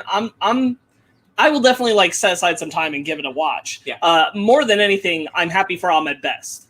Me too. It's really nice that he's getting this. Yeah. Yeah. But honestly, that's the element I'm the most interested in, is if they can dark side betray and do something different, I'll be like, yo. Now I thought was when Kyle was like, F you. Now what I thought was interesting about this is that it's not Disney Plus, and I thought when it was announced it was. This is going to be on the Star Wars YouTube channel, the kids one, and on StarWars.com, not Disney Plus. And I could have sworn that when it was announced, it was Disney Plus. It definitely was Disney Plus when it was announced. Right. So this is now no longer Disney Plus. The guy that made this show, Scott Bromley, he used to work at IGN. He's been working at Lucas for a long time. He's the guy who like made the show, and he finally put up like, hey guys, this is what I've been working on for a year. Enjoy. And it looks really cool, and it's really cool to see like a fan make something and it turn out like this, and it's like, wow, man, cool, good for you, buddy. It's nice. Do they maybe just premiere there, and then the whole season of it will go to Disney Plus? I imagine. Probably, I would imagine. All right. What's it called again? Jedi Power. Star Wars Jedi Temple Challenge. Set before the fall of the Jedi. What if when the series ends, they order 66 everyone? No. What if these younglings become masters, and then they do like the last episode is an actually high production reel of them getting older, and then it's them and Hayden Christensen made to look young walks in. Oh my god! And he just starts murdering. Final challenge. And just every episode, the kids always lose. Sick. They're wild. They join the dark side. Oh my god! And then they're Inquisitors. Yeah, and then they come back in the next episode to stop the next team. God, the show is not going to be as good as that, but it's going to be good. We just made a better game show. Sorry, guys. Call us.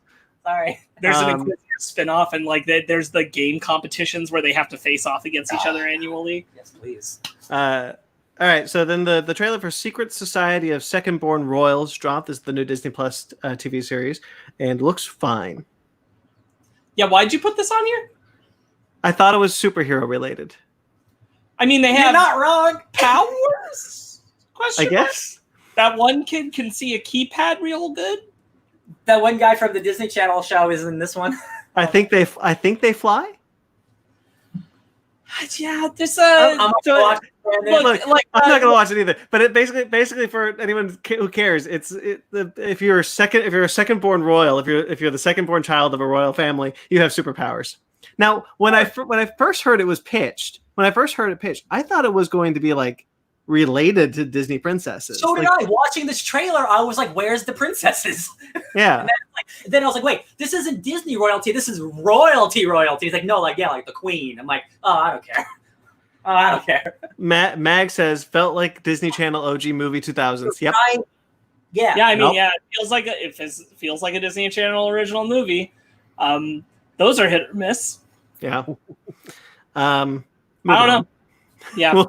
We'll see. All right, but the proper trailer for Love Victor dropped this week, and I really liked it. What I liked so much about it was, and I want to get to something real quick, but the story is different than Love, Simon. Simon, if you remember from the movie, he knew he was gay, but didn't know how to kind of like express that and how to like come to terms with that, and people found out, and that's how he lives with himself.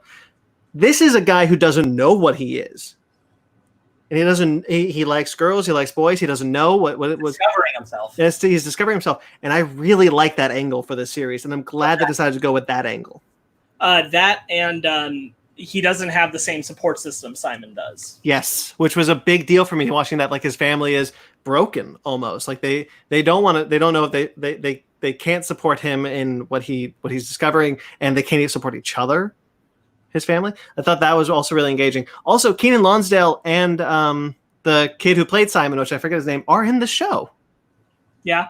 Yeah. Kenan Lonsdale is in the trailer. Simon is. I did think I saw him. Yeah. Simon is not, but he is credited on the series, which I thought was really great because he is going to the school that Simon went to. So I think there will be some overlap there. Yeah. Disney Plus really, really missed out because this looks really good. This could have been a really powerful show about stepped into being gay and everything, and Disney Plus not having it is just like a big misstep, I think. Because this show looks really good. So what's really weird is that Pixar just released their latest short, Out. Yeah! And that's very blatantly about homosexuality. Yeah. There's no ifs, ands, or buts about it. That's 100% what it's about. And it's like, why is this okay? But is it because it's Pixar doing it? I guess so. Disney didn't know how to say no to Pixar being able to do it. And it's because it's only it would have been a bigger issue for them to like say, no, you can't put this on the service. Yeah. Whereas like, because I imagine Pixar just made it and they're like, oh yeah, this is our next short. And then Disney's like, and it's a lot easier to let that pass than an entire live action show. But I still think like, it's so strange to have had that happen even before this show came out, and it's like you guys should have just committed because so many people have been praising that short, which is really good, by the way. I watched that this past week. You should check it out. It's really good. It's worth your time. Really enjoyable. If they just stuck to it, Love Victor could have been a big win for them rather than a loss. Yeah, right. What I think it is, we talked a little bit about when they lost Lizzie McGuire. When they say adult, I don't necessarily think it means adult content like sure. I also don't think it means gay homosexuality. I think it means sex. Yeah. I think they don't want sex on their service. And I think the reason why they shoveled Love Victor to sorry, my phone, we got a new curfew. They extended the curfew to 6 p.m. The fact that I think that Love Victor has sex in it. And sexuality elements in it. So did Lizzie McGuire. I think Lizzie McGuire is about her discovering her sexuality in a way. I think they don't want that. They don't care about anything else. They just don't want sex. That's an interesting perspective, I guess. I mean, that's the only thing that, to me, that's the only thing that makes sense. Again, it's the issue of like they're cool with violence, but showing some romance or sexuality is a sin. Like, that's our society. Exactly. Like every Marvel movie has how many people dying in it, or like you know what I mean. Like it doesn't. It's just Mandalorian. See, that's why I think it's sex because Mandalorian has a dude getting chopped in half. Yeah, it is a systemic like cultural thing of just sex is bad, and it's just unfortunate that it has to involve homosexual relationships, so it seems like oppressive. Because it is oppressive, no matter what it is. I just wish Disney would just open up a bit, you know? Like, you're letting Pixar do your shit because it's Pixar. And I mean, like, let's be honest, like, Disney Plus's entire catalog that's on there, there's definitely, like, movies, live-action movies and stuff that regard sexuality probably just as much as Love Victor would. Yeah, like older. Maybe movies, not yeah. for as long because it's a show instead of a movie, but like it's on there. Yeah. But anyway, I think this show looks really good. I'm really looking forward to it. I loved Simon. I haven't Love Simon. Do you guys remember when the opening of Iron Man happens and he sleeps with Leslie Bibb and they roll out of bed together? Yeah.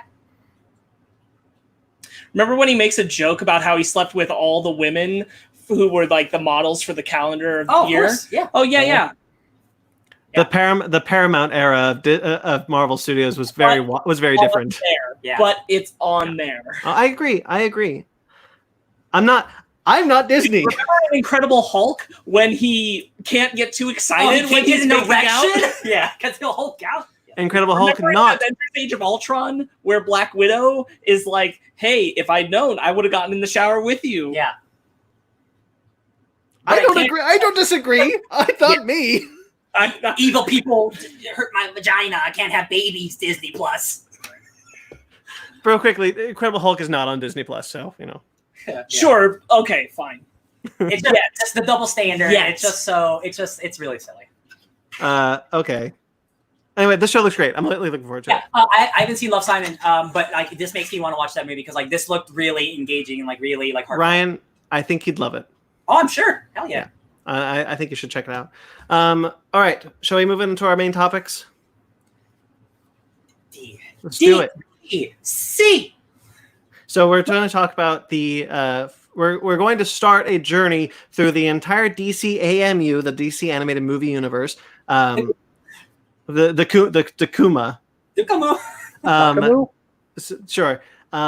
This is the series of movies that starts with Justice League: The Flashpoint Paradox and recently ended with Justice League Dark Apocalypse War. So we're going to discuss them 3 at a time. We're going to take 1 week break because Artemis foul. But this week we are touching on the joy. This week we are touching on the first 3 films: Justice League: The Flashpoint Paradox, Justice League War, and which I just realized is actually called Son of Batman and not Batman and Son. Oh yeah, but it's based off Batman and Son. Yeah. Yeah. I've been calling it Batman and Son all week. And I just saw the poster again. I was like, I saw the poster again and I had the Barks root beer thing happen to me, Sparks, if you remember this reference from Michael. We had a friend, Michael, who thought Barks root beer was called Barges forever. And when we finally told him it was called Barks, he was like, "Where's the ingredient that says lies?" Can't find it. I had that moment looking at the poster for Son of Batman. I was like, "Where's the ingredient that says lies?" True. So we're going to take it movie by movie. So let's start with Justice League: The Flashpoint Paradox. This is the first one, and let's get into it. What do we think about this one? I like this movie a lot. I remember liking it a lot when it came out, and I think it's a pretty decent adaptation of the comic. It leaves some stuff out and it changes a little things here and there, but overall, I think it's a strong start to a cinematic universe, considering it's a reboot in a way. I think it's good. Really quickly, this was actually adapted before the comic was done. So the movie was coming out, and then the comic was going to come out. So they actually had a really close production schedule. Yeah, I looked it up. This came out very recently compared to the comic, and I'm like, wow, that's not a lot of leeway. Yeah, so they were animated the movie they were animating the movie with script pages and pencils for the comic, and in a way it shows because of how different the movie is to the comic. Mm-hmm. Some stuff adapts it like beat for beat, and then some stuff's radically different. Right. Yeah. It's very interesting the way it adapts. Yeah. Sparks? Overall, I enjoyed it. I prefer the comic. Having now that's going to be said it. for every single one of these. The comic's always going to be better. Probably, yeah. But I mean, like, I'm getting it out there because it all was this week. Yeah. So I thought it was good. I was really put off right from the get-go by the animation style. I don't like the bulky Gears of War look. I do. For the heroes. Okay, well, I don't like because it's homogenized for the entire rest of the franchise. Let me be clear. I don't like that all of them look like that. I don't like that Cyborg, Aquaman, Superman, and Green Lantern are all the same bulky size. I don't mind a couple of them being that way, but like I'm really put off. Yeah, Aquaman in particular. I was like, ooh, okay. There's like a design. They all have the same chin. Yes. And I'm like, they're all too the same. It doesn't work for me. If we look at like the old Justice League animated show, they all look exactly the same too. They have all the same chin and the same rigid stance. They all look exactly the same too. Sure. All of these animations look the exact same. I don't agree. This is the most unique in terms of vision, I think, compared to all the ones we watched this week. This one has the most differentiating look. Because all of them are like the Bruce Timm standard. They all look the same to me. This one doesn't. This like I would say that when we get to like Justice League War, like Hal Jordan and Superman and Batman do not look the same. Mm-hmm. But in this one, I like that look didn't work across the board for me. Sure. Or Eobard Thawne, as you know, this big bulky like chin man. I love Reverse Flash. Again, like a couple individuals like it, sure. Yeah. It was a little off-putting in that opening with all the Justice League showing up and everything. I'm like, damn, all of them like look like they've been taking their beefcakes a little too seriously. So I wanna back up Sparks's point real quickly with a more extreme point.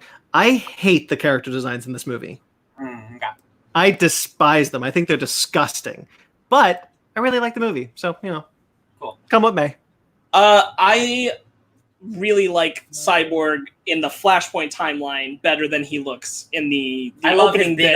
I know that's already just different anyway, but I think like the designs work really well. I like the designs on Thomas Wayne. I think those work really well. Flash overall works really well. It's just some others that like, it just put me off at the get-go, but otherwise, What about you, man? This is the second time I saw it since I saw the world premiere at Comic-Con with Brandon, actually. Yes. Nice. Yes. Yeah. Because as I remember, I was actually really back then. I was sipping hard on the New 52 Kool-Aid. I was really riding that high. And We all were. And when I went to Comic-Con, my first one with Brandon, I was really looking forward to Flashpoint Paradoxes. Like, cool. I want to see these like DC, like the New 52 stories being turned into animated films.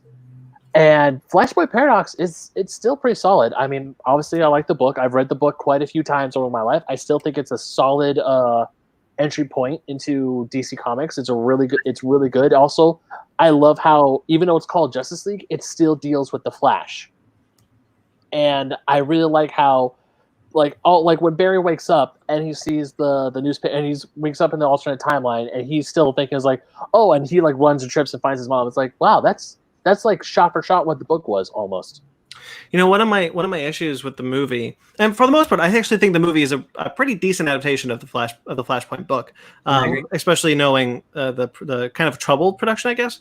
But I will say that by the time we get to Thomas Wayne, the emotional crux of the movie stops being Barry and his relationship with his mother, because his mother is just gone from the rest of the story, and becomes Thomas Wayne as the emotional crux of the story. And I think that's a mistake that the comic doesn't make. The comic stays with Barry the entire way through.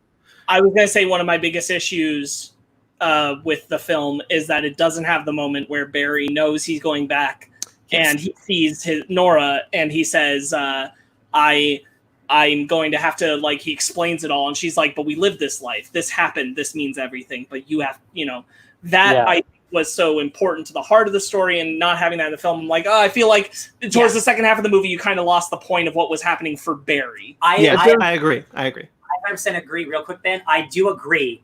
The problem here is I would love if this were a Flash-centric thing. The problem is it is called Justice League Flashpoint, and this is a universe rebooting thing.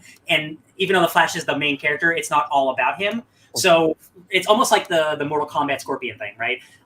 Like, who do you focus on when you have a whole universe? I think they should have focused on Barry more, but because they are trying to reboot an entire universe, they had to show where these other characters were for them to be where they are at the very end for the rest of the universe. You know what I mean? Mm-hmm. So while I do agree, like, I think it's because it's not a Flash movie; it's a Justice League movie. Unfortunately, like, the Flash kind of had to put to the side a bit in his own event. I don't disagree with that. Because that's absolutely what happened.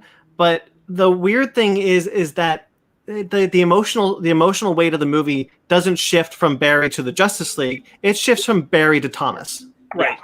And then it stays on Thomas for the rest of the movie. Yeah. And I would have preferred it not to have made that shift, or to have made the shift to the rest of the Justice League. That makes sense. Yeah. Yeah, it does feel like it lost having a balance there on that emotional weight. They could have shared it between Barry and Thomas. There's a lot of comparisons about parent losing child to child losing parent that could have been done. Yeah. I would argue that some of that could have been more present in the comic, but it is more present than it is in the film. And that's so a big part of it. I just want to get this part out of the way. Between both the comic and the film, this part throws me.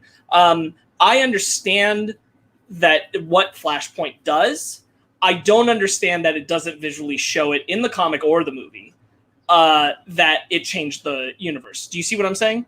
When we get to the end, all that happens is Flash talks to Bruce. Like nothing has changed. Oh, like the new 52 isn't happening. Do you get what I'm saying? Yeah. And I'm like, you could just not have this animated movie be part of this list of universe stuff. And if you didn't have that post-credit scene, it wouldn't have anything to do with it from a viewer perspective of not connecting the dots beyond what you're shown. And that's one thing where I'm like, the movie could have done a better job of this. I kind of understand why the comic is the way it is. I think, the comic, because it is a event that is ushering in a new universe, and you knew the number one. The difference is that the comic wasn't meant to usher in a new universe. That was a last minute thing about 3 issues in. I had a point. Sorry. Right. No, you're fine. No, God, I got it. I'll figure it out. But what weirds me out is that this is the other part in the comic when Barry's running back. You see multiple timelines and Pandora saying you're changing the events. You see the new 52 Justice League tease. I'm at least able to kind of connect dots, even though the ending is still jarring because it's Bruce and Barry talking like everything's normal. Yes. I understand at least a little more, but in the movie, like, I have zero context of that. I got my... Okay, so in the comic book, at the end, we knew that the new number ones were coming out. We knew that this was ushering in a new universe. Right. This movie isn't telling us this is ushering in a new universe. So at the end, they have different costumes. So that's the only way to tell you this is a new universe. But if you're not paying attention or you don't know comic books, that is not given at all. Right. You don't know. Right. So for us, we understand it's a new universe. If you're Johnny Tsunami and you don't read comic books, which is most of the people who will watch these kind of I want to just get this animated movie. Yeah. So the animation style is now different. They look different. And I guess you just don't realize it until you're watching the next movie. Right. Yeah. That is kind of and like, again, without the post-credit scene, you have no reason to even think they're connected. Yeah. Yeah. I want to bring up, I do really like the voice cast of this movie. I think it's really Go ahead. I think the voice cast, regardless of the fact that, hey, you got Kevin Conroy back as Batman, as Bruce Wayne Batman specifically. My favorite, Hal Jordan, Nathan Fillion. But Cary Elwes as Aquaman, awesome. Michael B. Jordan as Cyborg, awesome. I am a big fan of the Flashpoint comic book, but I love all the tie-ins too. The Emperor Aquaman stuff is fascinating. The stuff with Batman and Joker is like, those tie-ins are arguably better than the comic itself. The Grodd of War, one issue where Grodd is the king of his gorilla city, just having a gorilla mercenary warfare, and he's just killing gorillas because he's bored. He's the leader of this world. It's like so many cool ideas, like Deathstroke and the Ravagers and the Resistance. All these tie-ins are so cool, and I'm glad that they're in the movie even a little bit. I love that stuff. Yeah, they're hinted at in the Flashpoint comic, but I didn't read those tie-ins, so I was like, oh, so these are kind of things. Like, I'm aware of the Martha Joker thing, but without, it's not in the main Flashpoint comic, but it is in this. That might be the standout comic from that Flashpoint thing. Ryan. In tie-ins, real quick, in the tie-ins, do they do Wonder Woman chopping off Mara's head and taking the crown? That's what's different. Okay. Brandon, I think Ben, you guys, can you remember better than me? Because how it happens in the movie is different than the book. Because it is, but I don't remember how. Is involved. I just looked, because actually that was one of my points I was going to try to talk about, was that one of the things I do like about the movie, but also the whole Martha revealing to be the Joker thing, kind of, because that I'll get into it. But in the book, they just said, all they say, because I just flipped to it, just to double check to refresh my memory, is all they say is, you killed my wife, she tried to assassinate, I can't believe I loved you, you never did. That's all they say. I know that part. I know that part because I read that, but in the tie-ins, do they do? I don't know. The only tie-in I read was Batman. That was the only tie-in I read. That is badass. Yes. when she takes her crown and puts it on. I'm like, Yeah. holy shit! From I think the story is similar. Just Hippolyta is involved in this weird affair or something. Okay. But yeah, Aquaman and Wonder Woman were having an affair, but then Aquaman gets mad when Mera tries to kill Wonder Woman, and Wonder Woman in self-defense kills her, and then a war starts. So it's just like it's real quickly, I just want to bring up I found in my collection, I have the poker chips from the Wayne Casino. Oh shit, those are so cool, dude. Oh, I have those from Comic-Con. Nice. And I was looking through those. I thought that was awesome. My favorite tie-ins, like the Batman Azarello, with Martha and Thomas. I think that stuff is excellent. I almost kind of wish, I don't know if I do actually. It is a little strange that Barry's memories come to him and he's like, I had memories of the world, and it's things that Barry would really remember. Like how would Barry know that Martha Wayne became the Joker? Actually, that was one of the things I like seeing it, but at the same time, I don't think they should have put that in there. It's a cute reference, but I'm not sure. I'm not 100% sure. So I'm sold on it being in the movie, but that's not. The reason why is that I feel that after Flashpoint came out, after Flashpoint was released, a lot of people online would not shut up about the scene where Martha reveals her head and you see Bruce's blood in a smile. That's good. And it is good. Don't get me wrong. It is good. It shows that how messed up this world is, where Bruce's parents survived and one of them becomes Batman, the other becomes his arch enemy, the Joker. People would not stop talking about that, and they didn't know that the comics existed, and they kept saying, like, hey, we want this. I'm like, guys, it exists. It's called the tie-ins. My criticism is not of fans liking that moment. It's just I'm not sure I'm sold on it being in the movie. I think just to show, like, here's a cool thing from the comic, just to show Tom side of you. Well, and then I was going to say, like, the simple fix was, because I agree, like, that felt tonally weird, even though I'm like, I like seeing this stuff, but this is weird. Is just both of those things can just be memories for Thomas and for Aquaman or Wonder Woman. Yeah. You don't need to make it Barry's memories. They can just be flashback moments related to them. Yeah. It wouldn't have bothered anything to do that. Oh, Ron Perlman returns as Deathstroke from the Teen Titans series. That's cool. Yeah, I think C. Thomas Howell as Zoom, I think he's exceptional as the Reverse Flash.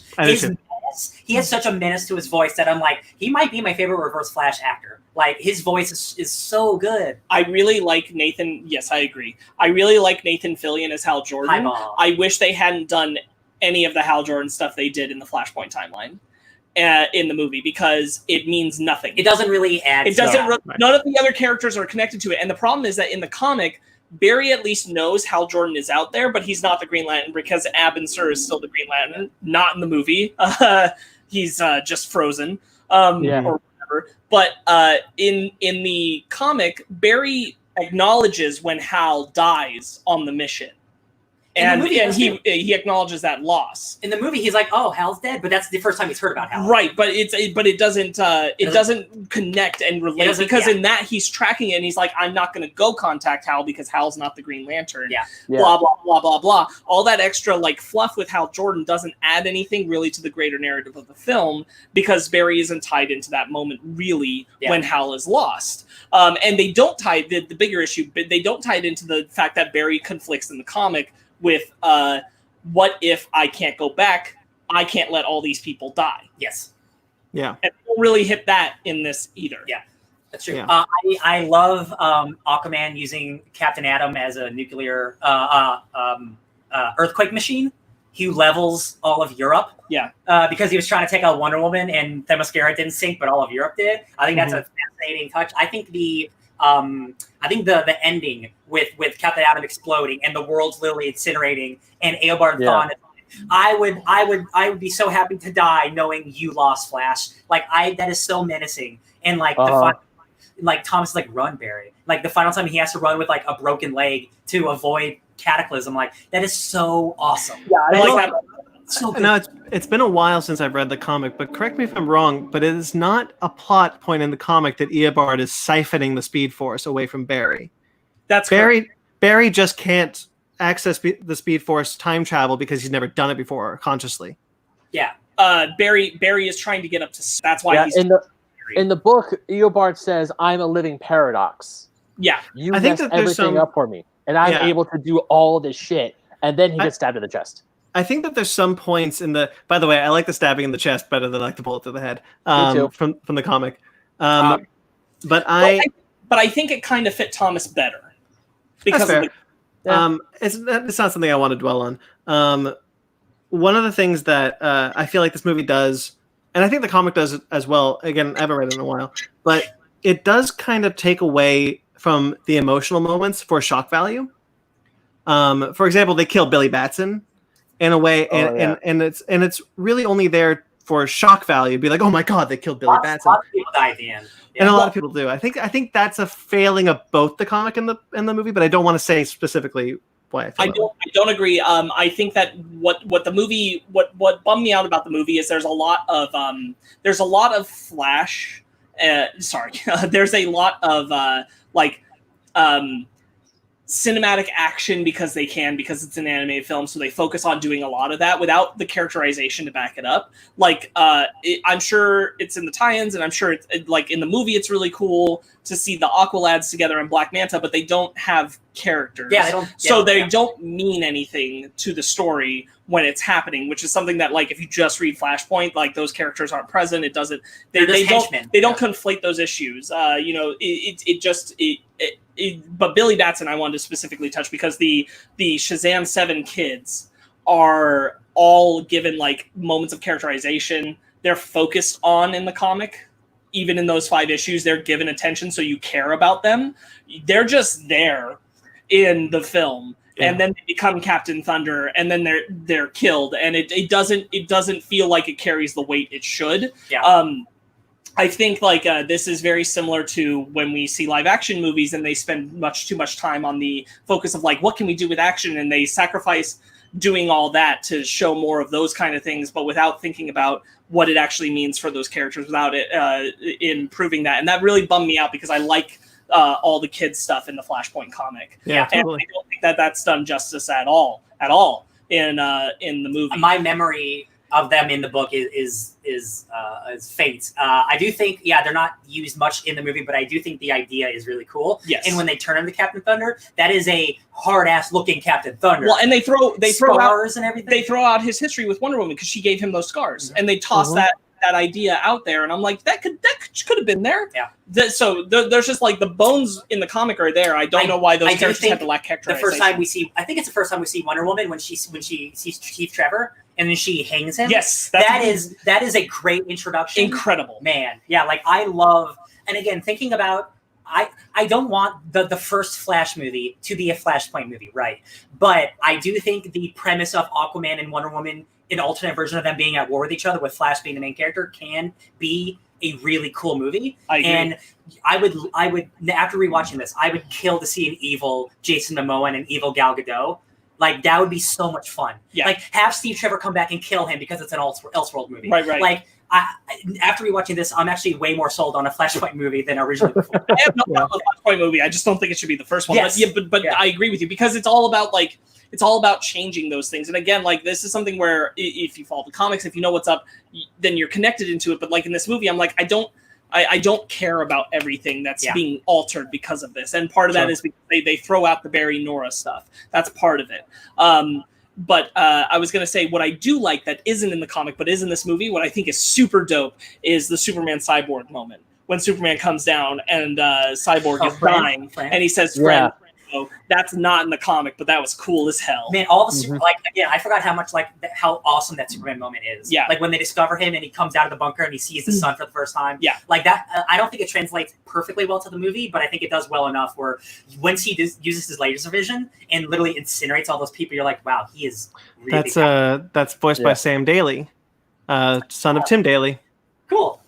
I think that skinny Superman moment really works. Like all the impactful stuff from the comic, I think is translated pretty well. I just wish that the emotional heart had stayed consistent throughout.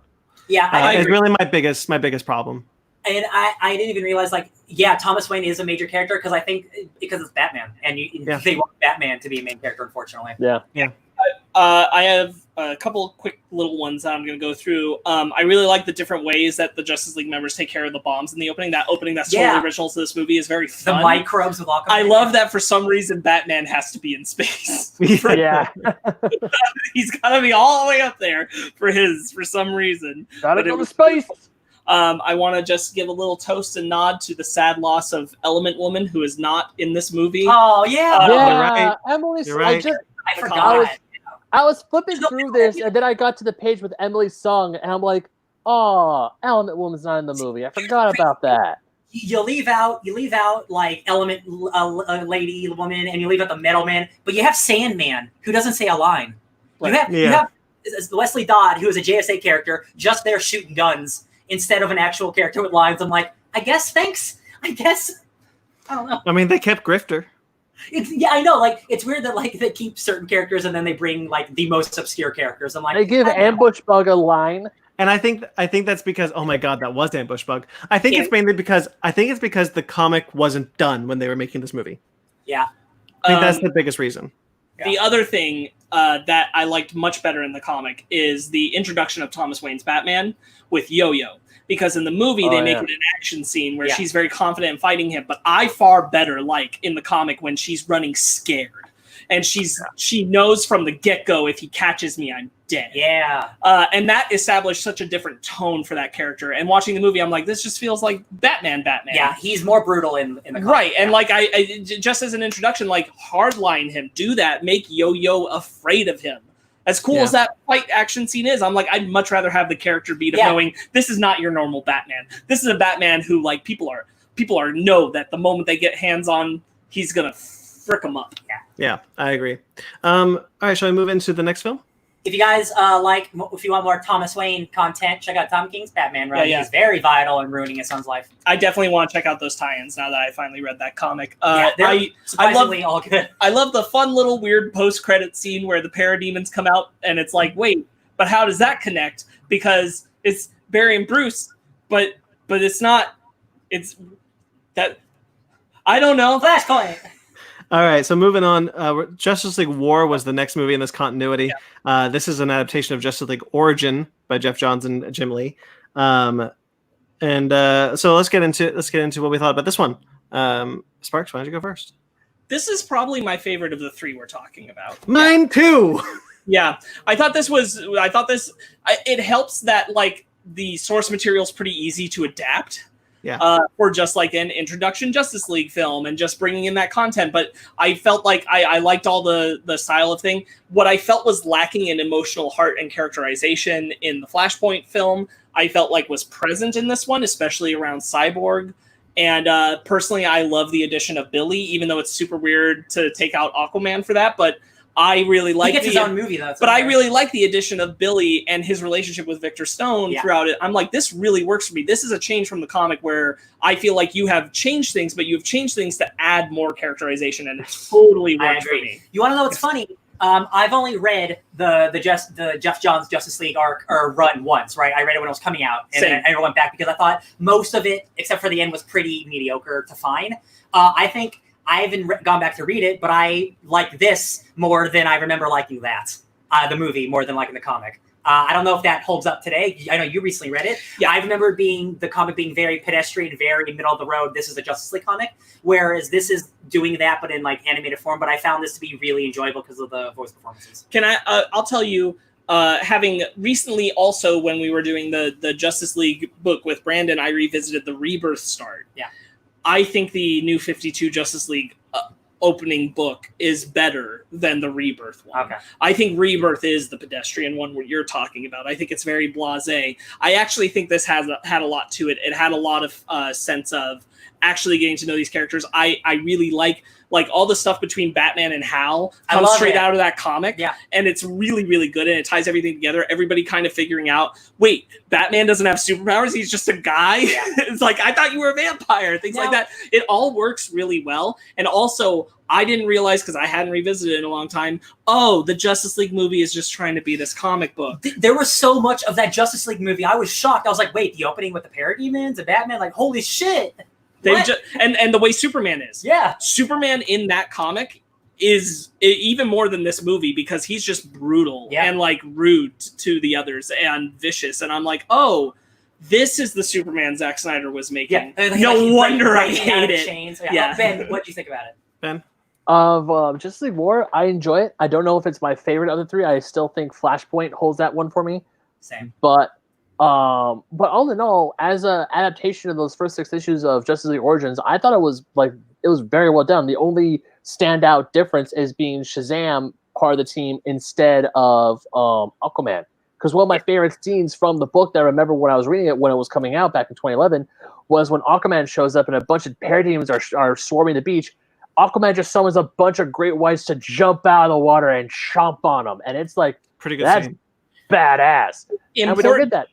Importantly, doing it to also shut up Hal. After Hal, what can you do? Talk to fish? Jeff Johns.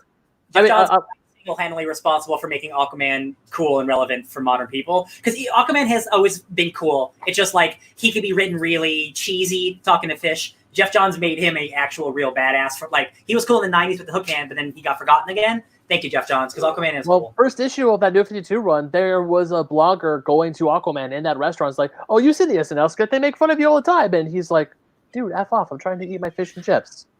So I'm with Sparks. This is my favorite of the three. I had a really good time watching this one. I saw it ages ago, but I don't remember liking it nearly as much. Maybe I've just kind of come to terms with really just expunged my bias against the New 52 since seeing it. Me too.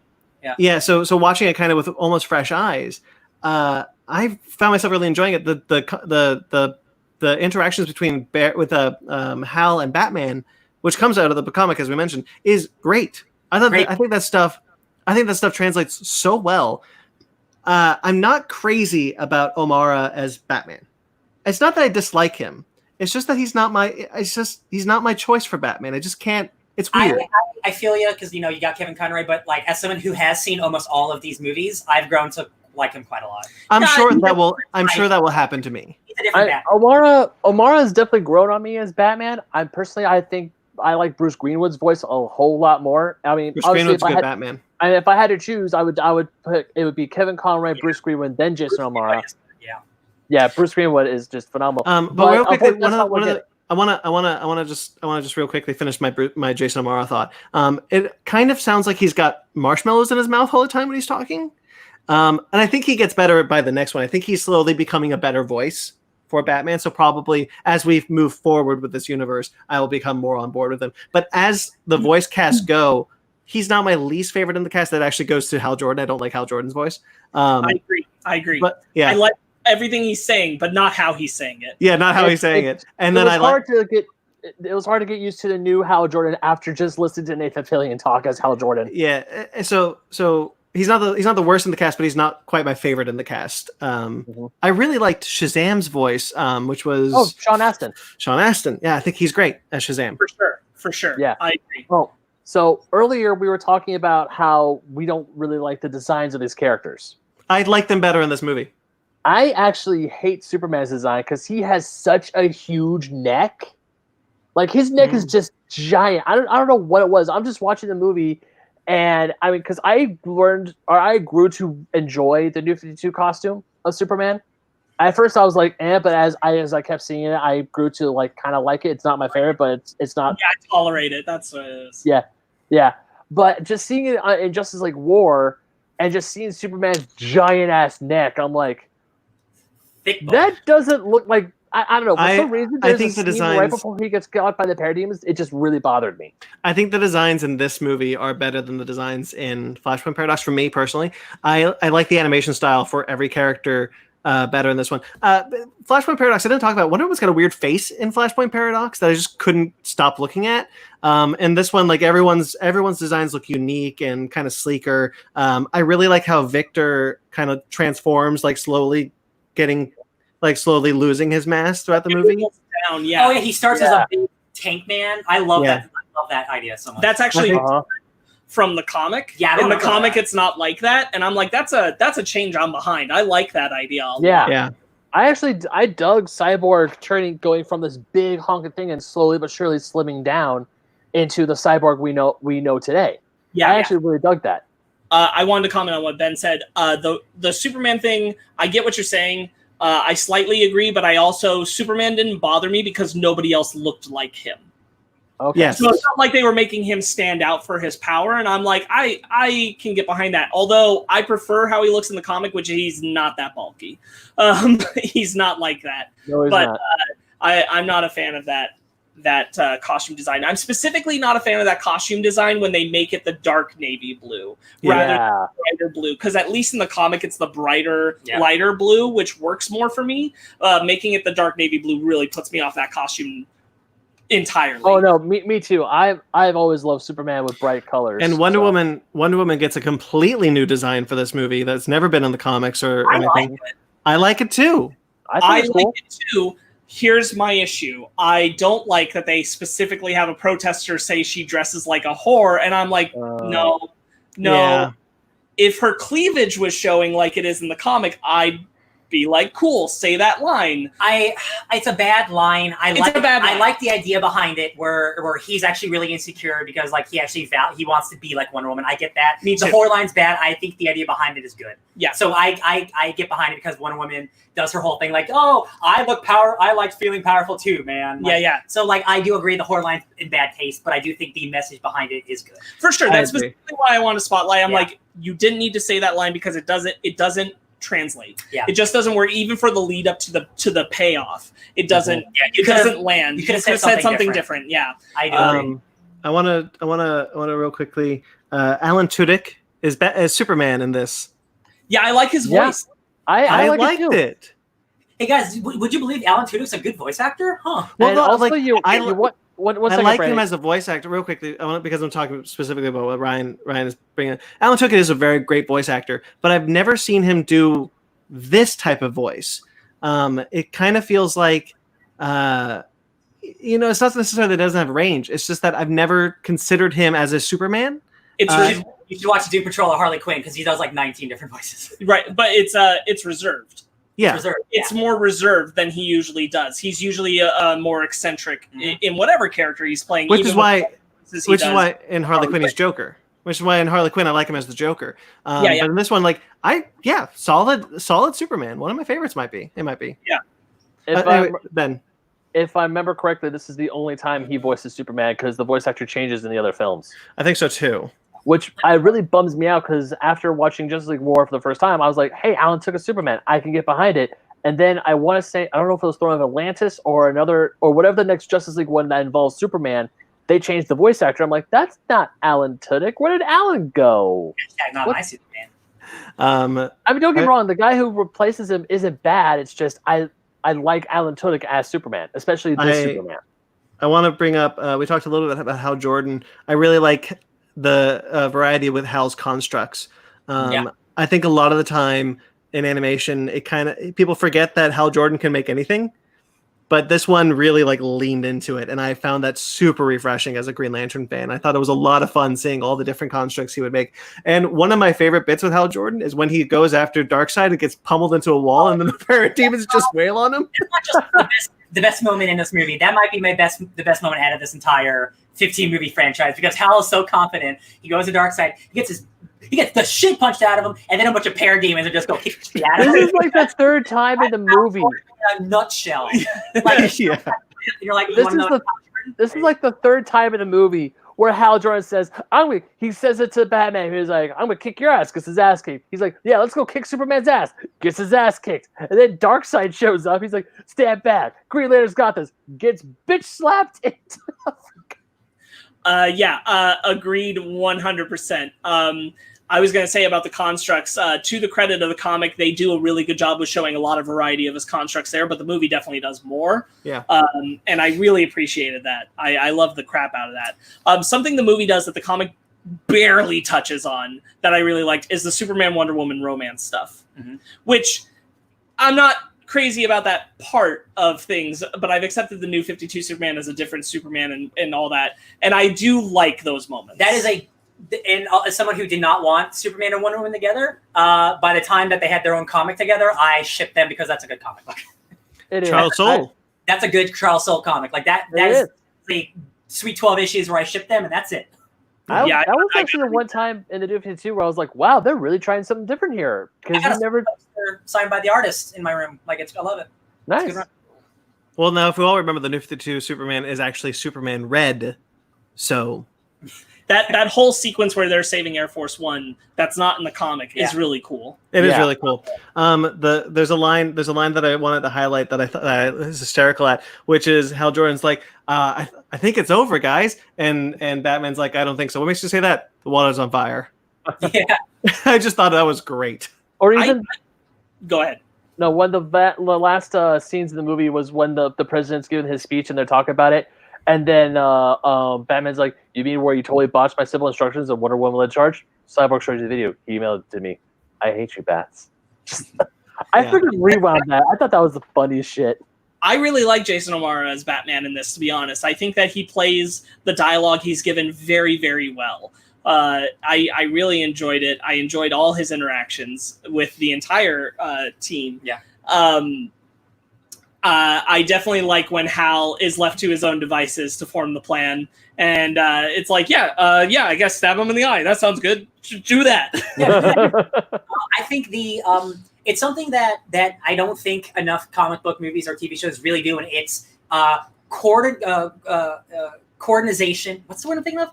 Coordination between using your superpowers. Like, there's always a couple of heroes using their powers in sync with each other. Like, there's a great scene where Cyborg is like shooting them, Flash is is punching them in circles, Batman's throwing things, Wonder Woman's doing things. Like, using all your powers at once is always fun, and it reminded me of Apocalypse, but a good version of X-Men Apocalypse. Yeah. When Batman attaches his utility belt with the jets on it to push him through the hole. Yeah. Exactly. Everyone else is doing everything they can. Team up power stuff from like Marvel Ultimate Alliance too. Like team up fusion moves is what I love in these kinds of things. And you don't see enough of it. And the final battle with Darkseid is really, really good. Yeah. One of the things that I really like about the movie is that, as Ryan said, the battle with Darkseid is really great. The choreography is really fun.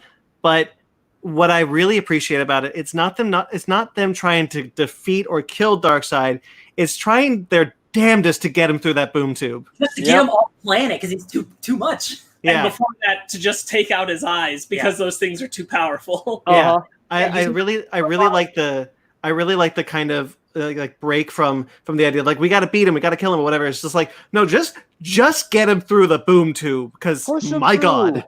He can't get out. Even though I've seen this movie, I know they defeat him, but like at the end when Cyborg couldn't open the boom tube or get it to close, and Batman's booster stops working, Darkseid gets out of it, and he's slowly fighting back, and I'm like, shit, actually, this is good. Like, and I feel the tension. I know they're gonna win, but I feel the tension. Right. I feel the conflict, and then Cyborg wins, and then Superman, Wonder Woman do their sweet double punches together, and I'm like, yeah. Oh yeah, the choreography punches, those are cool. Yeah, and then Kryptonian, you're coming with me. I don't think so. Yeah. Bam. Yeah. So in the comic, Cyborg, once he becomes Cyborg, he has a moment where he's facing off with his father, and he says, you did this to me, and he's very upset, and he takes off. And then he kind of becomes a passenger to the technology and just kind of helping the Justice League because everything's happening. I like that in this film, they make it so that Billy keeps more of who Vic is present while he's being Cyborg, because that's not there in the comic. Billy's connection to him makes him more Victor Stone in those moments, and I really, really like it. Yeah, the stuff with Victor at the beginning, like, being a football star. The locker room stuff where Billy's being a thief, like all that stuff's really good. And I never really liked Billy's stuff in Jeff Johns' run, like the extra stuff at the end. I never connected with it. But again, like now with fresh eyes and stuff, like I like that character a little bit more. I'm really curious if I go back after almost 10 years of not reading it, if I would like that book more. Than I did, because I really like these two movies. I definitely like the use of him in this movie here. I really like the way all that's brought together. Mm-hmm. I think it's worth losing Aquaman from the original comic version to have this. Yeah, because he gets his own shit. Because he makes Vic Stone feel so fleshed out in this film. He keeps his humanity. I 100% agree. Okay, shall we move on to the next one? Hold on, let me double check my notes. I probably have one or two things. Oh yeah, Superman just straight up kills a dude. Oh, he kills Assad. That he doesn't do in the comic. Yeah, he does that here though. And I'm like, so Zack Snyder, watch this. Okay. In defense, he was under the control of the apocalyptic technology, I guess. Like Because in the fight with Batman, he does say, "You bruise, you don't kill, don't you, Clark?" And then once like you saw Superman like start going crazy after he was getting infected with the apocalypse, and then he breaks Tassad's neck. You made me think of it, and that's a really good point.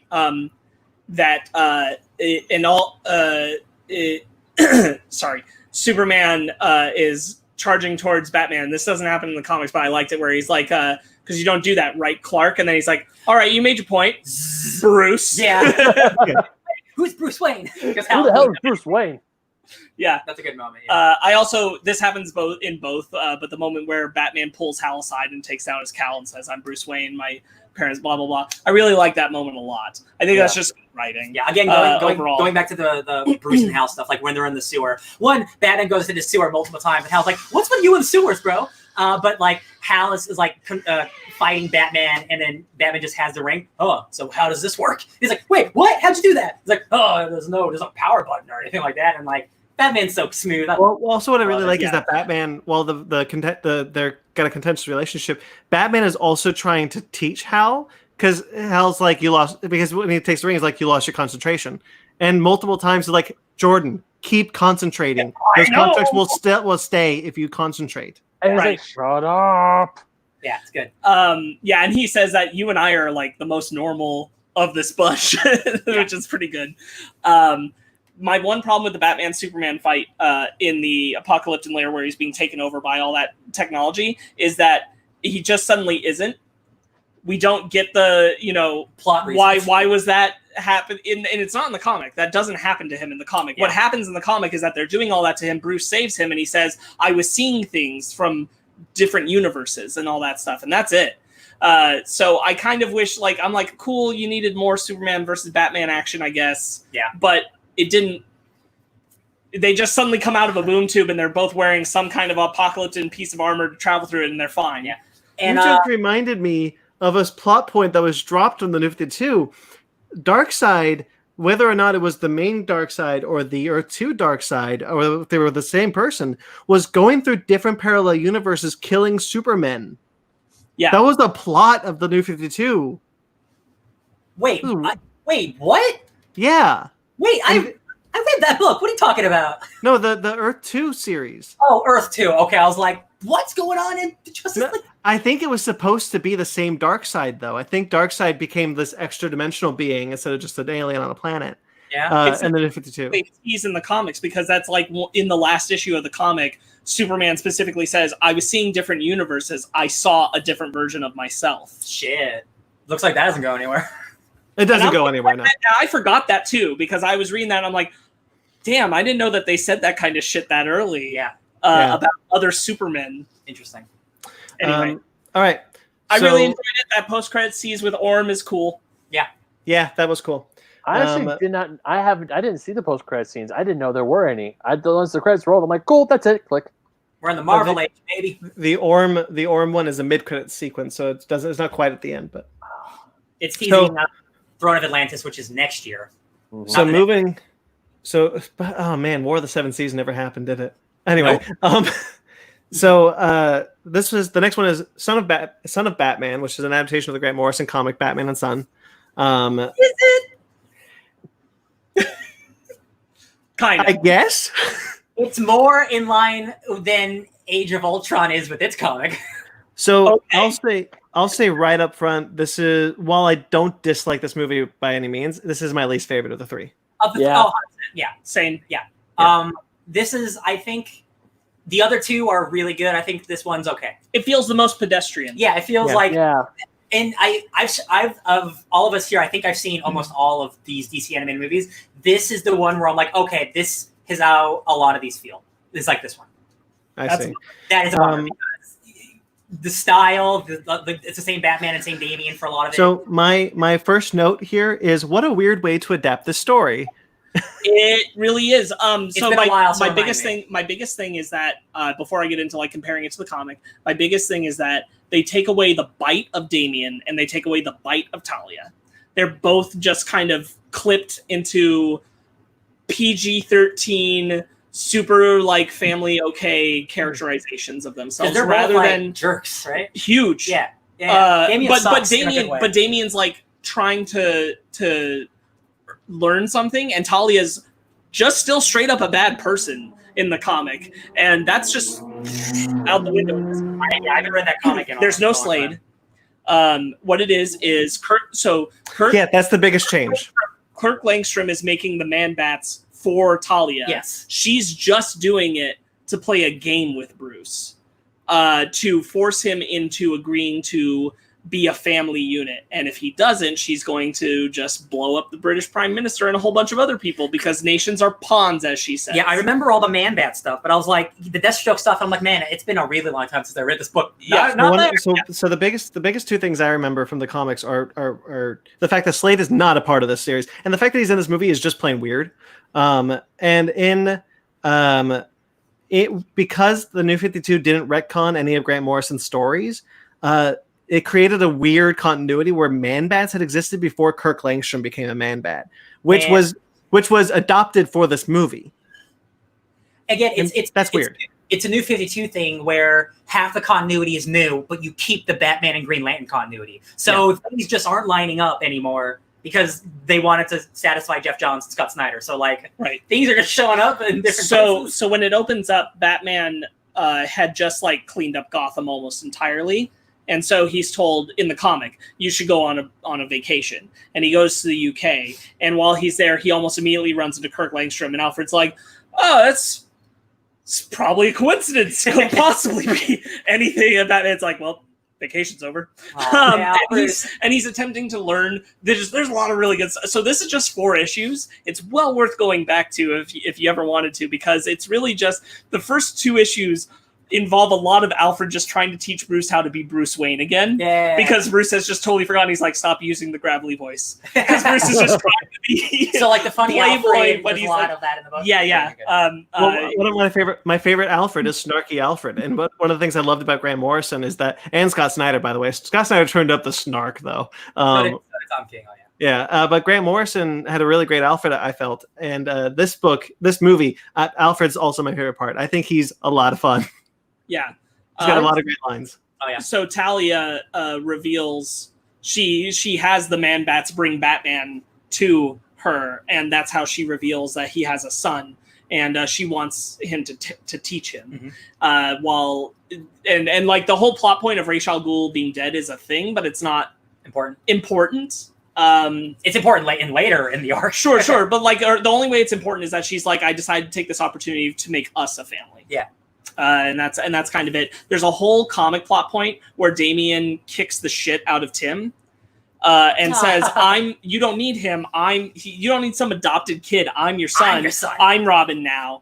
And I like that that's what I mean by Damian doesn't have his bite in this movie, is that he's trying to earn something. He's trying to prove something to Bruce, and he's doing it in the only way he knows how. Fighting. But he also doesn't understand that way in Bruce's eyes is wrong. Yeah. And there's this whole interaction where he has no respect for Alfred, he has no respect for anybody, and then Batman pulls out his whole martial arts sensei way of speaking down to Damian. He's like, you're disrespecting everything, and it puts Damian in a different place with him.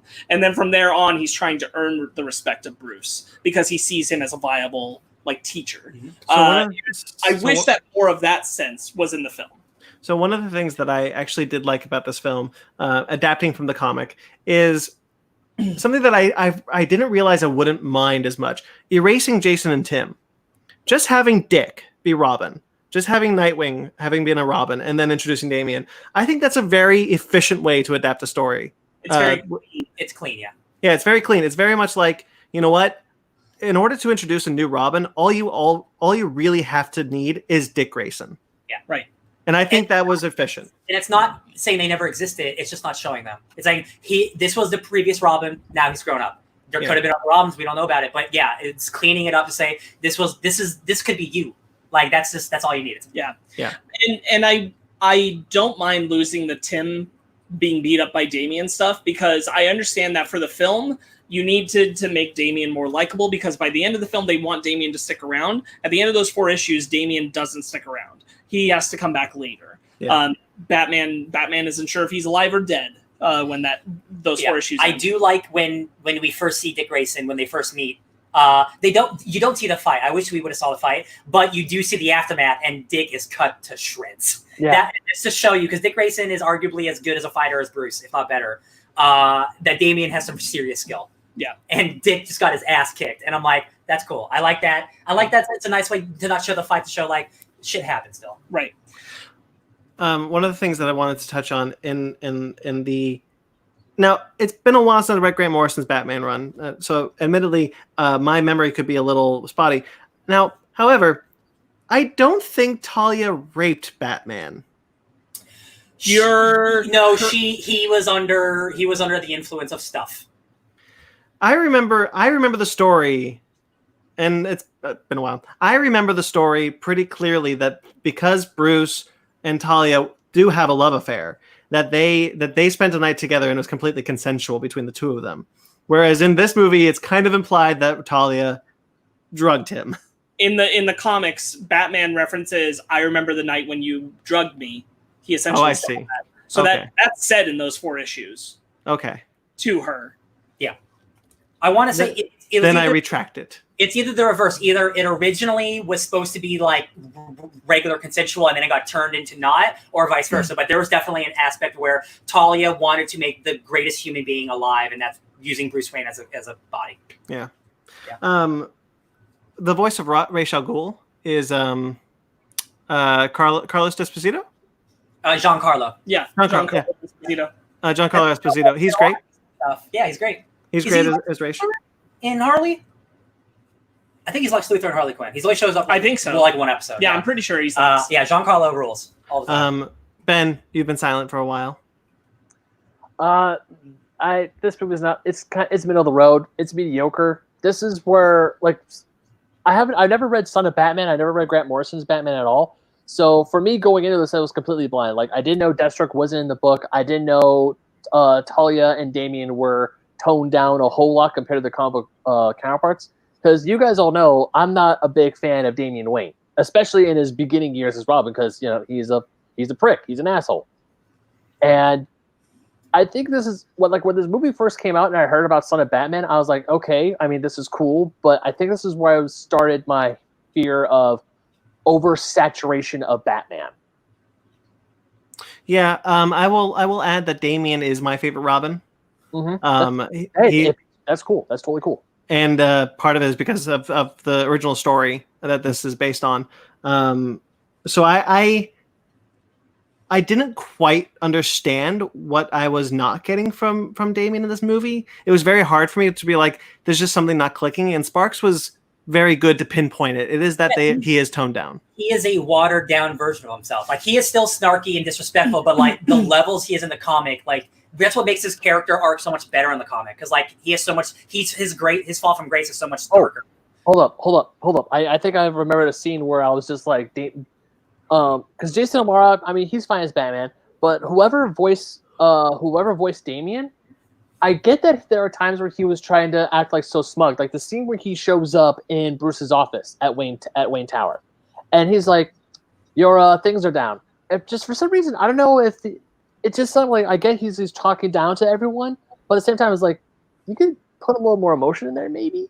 It just felt flat. Like he knows like he's better than anyone, but at the same time, it's like, oh yeah, I'm better than that one. But it's like he's just feels so emotionless sometimes. The only times I feel like he shows true emotion is when he's fighting Deathstroke to save his mom. I will argue that this is a fictional character, he doesn't exist, but true.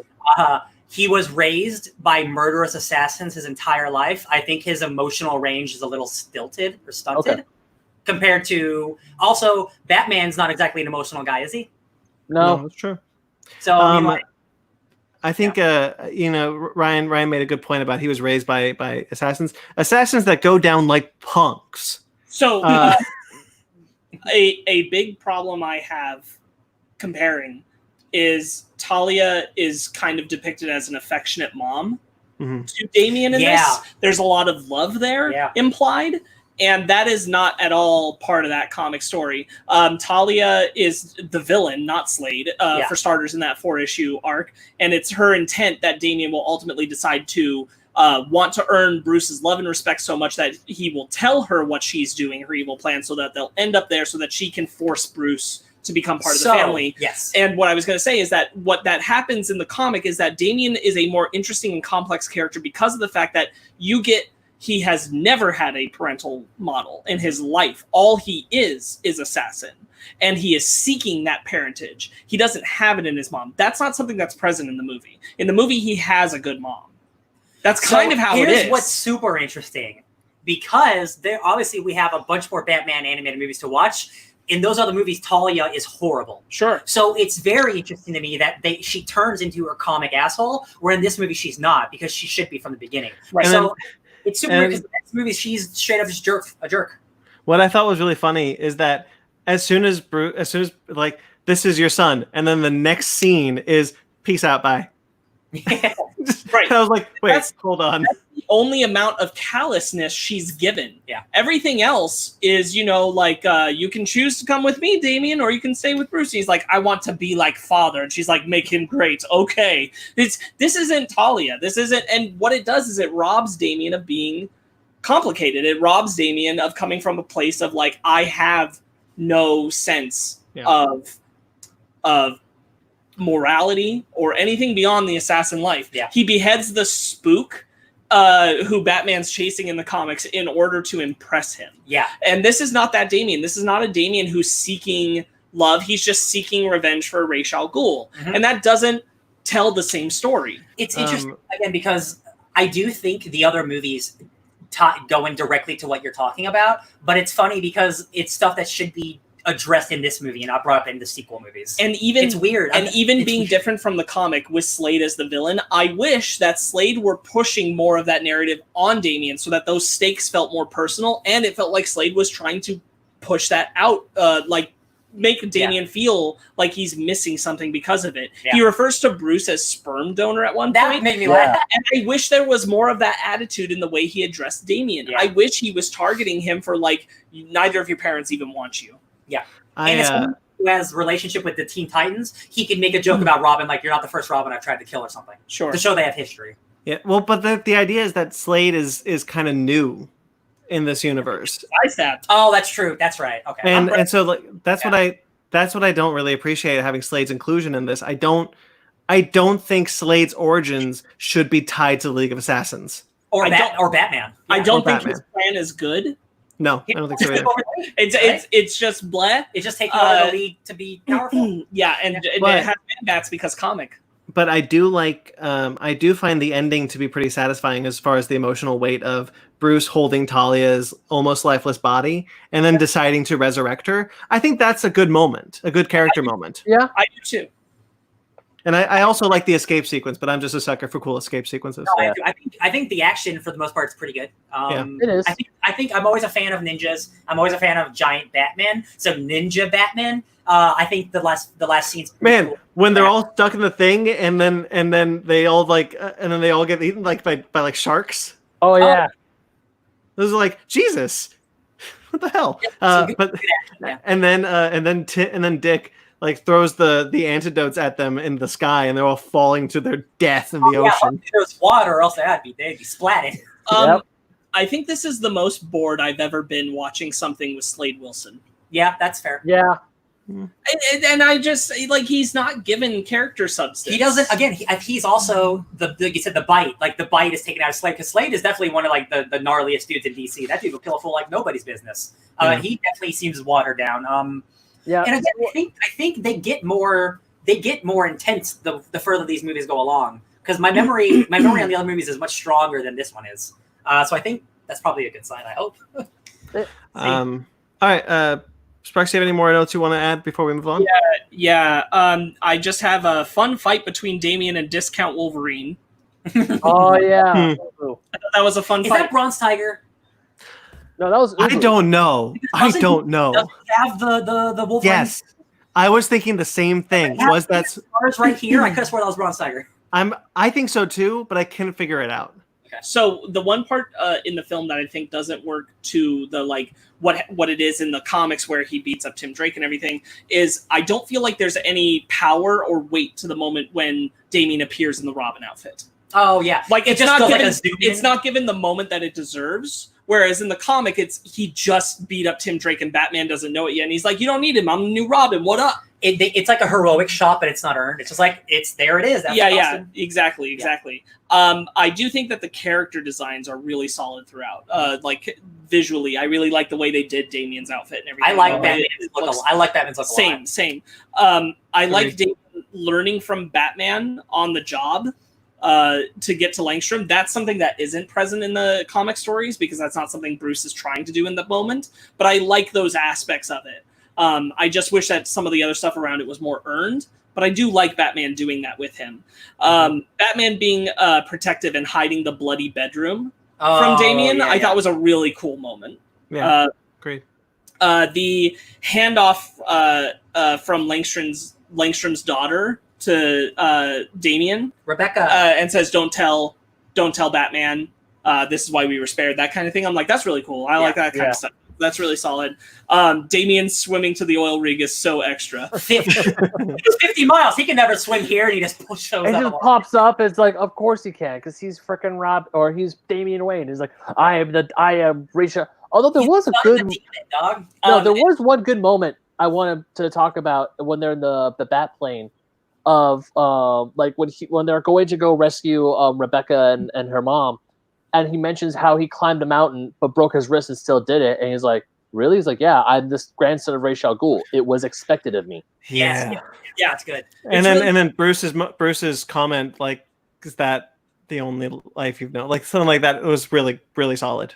And I just wish more of that was present in him as a character. Yeah. While his showdown with Slade at the end is really badass, and I like that he refuses to kill Slade, I wish he had done something earlier to earn the turnaround of that moment. I don't know if he needed to kill someone, but maybe he did. No, maybe he frankly did, because that's how it is in the comics. Because he does kill someone in the comic, and he kills the spook. I think you do need to show Damien is willing to do that, and how Batman reacts that is to the it. opposite of who he is as a person, and that's his child. It's what it's important to that. Yeah, it triggers Batman to be the parent that he needs to be. He's like, I need to help you. I need to guide you. I need to fix this. And I think that the weight of Damien making that choice not to kill Slade is lost because we haven't seen Damien actually go commit that far. murder. Yeah. It reminds me of Injustice 2 and stuff, like when Damien joins the bad guys, he's like an older teenager that's killing people, and Batman's like, I failed you, son, I'm so sorry. And I'm like, Damien could go very different ways. And I'm very excited for the future of these movies because I'm a big Damian Wayne fan. I know you are, Brandon. I do think he is one of the standouts in these series of Batman movies, whether they're good or bad. He's always good to me. Overall, it feels like this is very watered down. Yeah. All right, so that'll do it. I was gonna ask, who does Damien kill in Batman Robin? Tomasi's run, the beginning of the dude with the 4 eyes turn him his wife. Nobody. I think his name was. I think it was Nobody. I should still have those issues somewhere. Anyways, if I ever find them, I'll look them up. As my favorite Batman run is Grant Morrison's Batman and Robin, where Dick Grayson is Batman. I love that, and the little seconds we saw of Dick and Damien together just makes me really excited to watch that movie when they are together, because that's my favorite stuff. Their dynamic is the opposite of Batman and Robin. Batman's the happy one, and Robin's the sullen one. That's so fun for me. I can't wait to get some of that stuff, because that's great. Okay, so next week we will talk about the next 3: Justice League: Throne of Atlantis, Batman vs. Robin, and Batman: Bad Blood. So look Batman out for those. Shall we get into our book club then? Yes. Let's park it in the gear. Let me go to the bathroom real quick. All right. So this week it was my turn. I picked Richard Stark's Parker, as adapted by Darwin Cook. He adapted and illustrated this the novel Parker the Hunter into a graphic novel form. So what did you guys think of this one? I didn't know that Darwin Cook was working on John Wick projects before John Wick. A little bit, right? I can see how this could be a proto John Wick. In a certain sense, yeah. Yeah. Ben? Oh, I loved it. Yeah?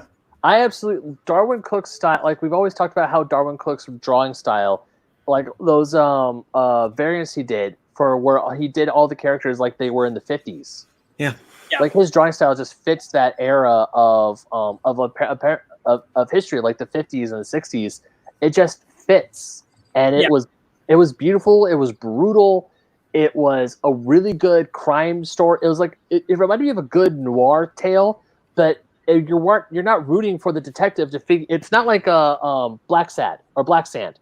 What was it? Sparks, the one we rode the cat. Black Sad, you're right. Black Sad, yeah. It wasn't like Black Sad where he's a detective and he's trying to figure out a crime. He is the criminal and he's out to just wreck everyone's shit because they crossed him, and he's like, I gotta kill him. And you don't get this guy's face until page 20. No, you don't. Ryan, what did you think of it? Now that you're back from the this book's great. I like this book a lot.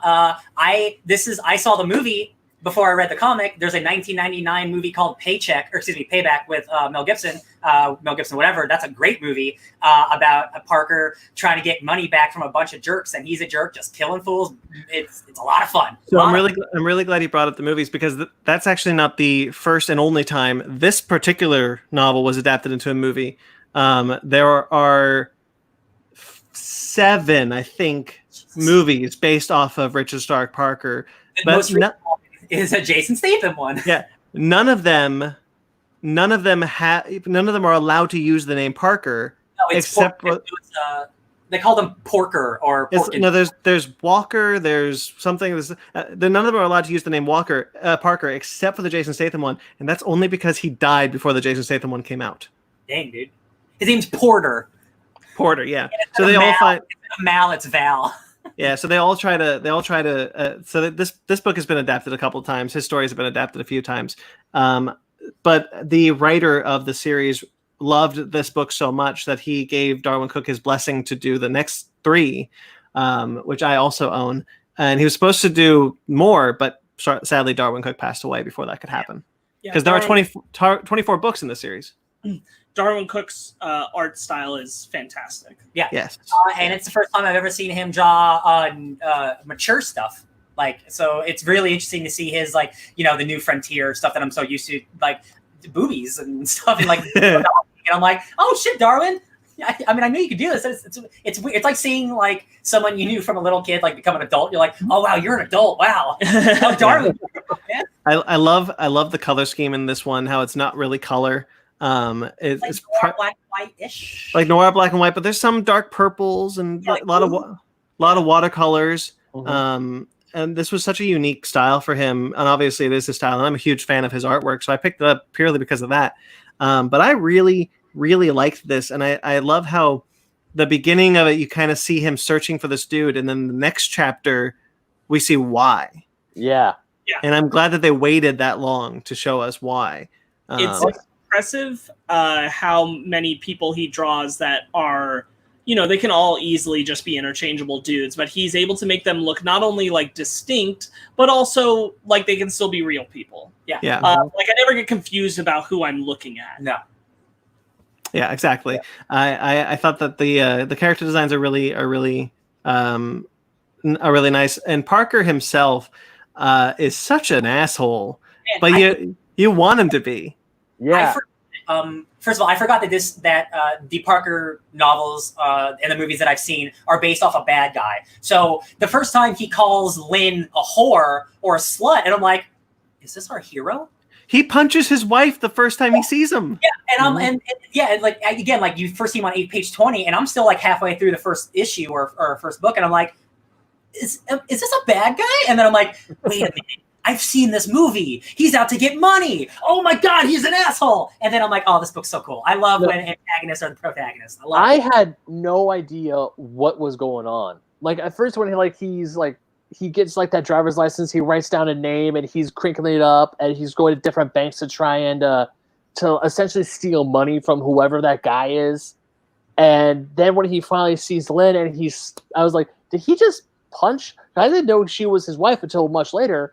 But that first interaction, I'm like, what is their relation? Did she cross him? But what? I didn't like when she says, I'll only love you. And it's like, no, you don't. And then she kills herself in the next page over. It's like, what? He tells her to kill himself, right? Yeah, she earlier in the conversation he says, take more pills. Yeah, take more pills. She's like, I'm a coward.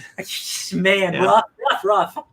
And then she does it. Like, will you stay here? Will you stay with me? And he's like, that tree is dead. Yeah. Fuck this tree! And then goes lays on a couch and she goes to him anyway, and I'm like, oh, Lynn, oh, baby. No, she doesn't. Doesn't? He's imagining it. Oh, is that that he's like, I fear her, and that makes him panic and get up. Oh. And so then he goes to check on her, and she killed herself. Okay, because I saw that. like the black silhouette of her. I thought like that's like him coming to him in like his imagination, in his dreams, like she's encroaching. I thought they banged and then she killed herself. Oh, nope. It's sad. No, he banged because he. Yeah, it's so sad. And you talk about like how he's also like he'll have a lot of sex right after a job, but then he'll slowly get worse and worse until he has no sex. A bunch of money as a criminal, so his like libido is like huge, and then once he runs out of money, he's like he has to do a job again, and then he's flaccid. And I'm like, what a guy, man. I really like the reveal of the betrayal of Lynn. How Lynn does betray, because at the first I was like, oh, Lynn, maybe you did deserve to get punched. And then it's revealed that she was at gunpoint. And I was like, "Oh, Lynn, you didn't deserve to get punched." No, yeah. Or kill yourself with pills, or be assaulted by Mal, or have your face cut up in the bushes. Yeah. Oh man, it was the face cutting up the face in the bushes when I realized that this dude was not a good guy. Because up until that point, I was like, okay, he's an asshole, but he's doing this for virtuous reasons, right? To save his girl. And then he cuts the girl up. I'm like, oh no. Like when Parker's walking by those two cops and they're like, well, they cut up the face just so they don't get them in the papers. And I'm like, ah! So he's so cold when he goes to Rose and forces her to make the call that will ruin her life. Oh yeah, and she has to go on the road because of it. She's pulls her up by the hair. Me, I have to run now. You were going to kill me either way, and now I just get a head start. Yeah. Just bad people doing bad things. Yeah. It makes me feel bad. When he goes back to, I love when he goes back to Stegman, and Stegman's just like stepping out for a cigarette, and then all of a sudden he hears, I thought you said no more favors, and then shoots him in the back of the head. He's like, you should have kept your word. Yeah. No, one of my favorite parts is when Parker goes to, I mean, obviously he gets his hands on Mal, like seeing how both men get to that point in the penthouse is actually pretty like intense. Like seeing how Mal went from like going up and then like constantly trying to go sleeping with girls and getting inside with the outfit as they call it, and then freaking when Parker goes to the Carter, the investment guy, and he straight up lays it out and is like, this is what's going to happen if it doesn't, you're dead. It's so cool. Oh yeah, these pages. Yeah. It felt like when we got to the cityscape, it's like I could hear the saxophone playing off of a New York City balcony. Yeah, same. This was a lot of fun. Really, really great noir graphic novel. And sometimes when they adapt novels, the adaptation misses something because you're losing a lot of pages. But I think just having Darwin Cook be free to do this whole book just made you feel like you're reading a complete story. I know before when we've read really, really wordy comics, Brandon, you come to comics to read comics, not to read novels. Yeah. There are several pages in here that are just straight up just pages of words. You're totally cool. You're cool with that? In this case, yes, because there's a lot of time where he takes out the words and just lets the story be told through the images. It's like half of it, it's just art, and then a lot of it, it's just dialogue. Yeah, and so the just dialogue are stuff that would have been narrated pages anyway, because it's all flashback sequences, and it's all exposition. Is when it is just dialogue pages, which I've never been a problem with. My issue is always when the dialogue bubbles become the entire panel, and that's the only thing that we see, and the artwork gets lost in the wordy dialogue. But something like this where Darwin Cook is able to do the artwork like almost next to the images, much like Bendis did when he did Ultimate Spider-Man. That stuff I don't have a problem with. Okay. Yeah. I really like that they kept it a third person narration rather than trying to make Parker the narrator, as would be like a typical handling of crime comics, but also of just film noir. Yeah. I thought this book was a lot of specific. Go ahead. No, I guess fun is not the right word to say, but I enjoyed this a lot. No, it's an enjoyable. There's a reason why we like these kind of stories. Like it's an enjoyable play out of the revenge story, and just it's fun. It is fun to read like scuzzy bad guys that you can enjoy watching be bad guys. Yeah. Even though because the other thing is that most of the time he's still taking out other criminals, other bad dudes. But he's not a good person. It's people worse than him. What I was going to say, the reason I appreciate that they don't try to push first-person narration is because I like that we're never allowed in Parker's head. Yeah. I prefer to stay out of it. Yeah, I agree. Yeah, I agree with that. Treats everyone like crap. Those whole opening pages that are just art, and everyone he encounters, he treats like shit. Yeah. Like the waitress at the diner? And Yeah. There's the, to go back to what Ryan asked me about the dialogue, the wordy dialogue, is that like we said in the exposition, the artwork is never lost. The artwork is always front and center, even though he is adapting a wordy novel. He still finds ways to make it so that the artwork tells the story that is being told on the page. So if you didn't read the words, you still get what is happening in the story. For sure. And I think that's just a talent that Darwin Cook has. He's such a brilliant artist. That's the sign of, honestly, of a good artist. Yeah, like you should be able to take away the words and still know what's going on. Right. For sure.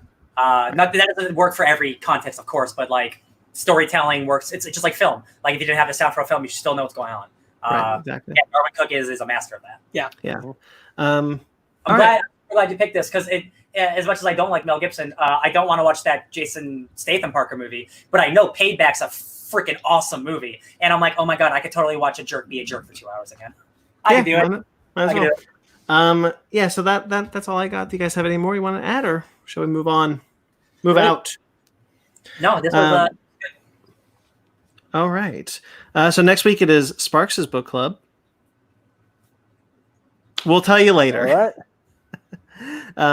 Okay, so stay tuned for that. And like we said, next week we'll be talking about the next three in the DCAMU part 2. It's Justice League Throne of Atlantis, Batman vs. Robin, and Batman Bad Blood.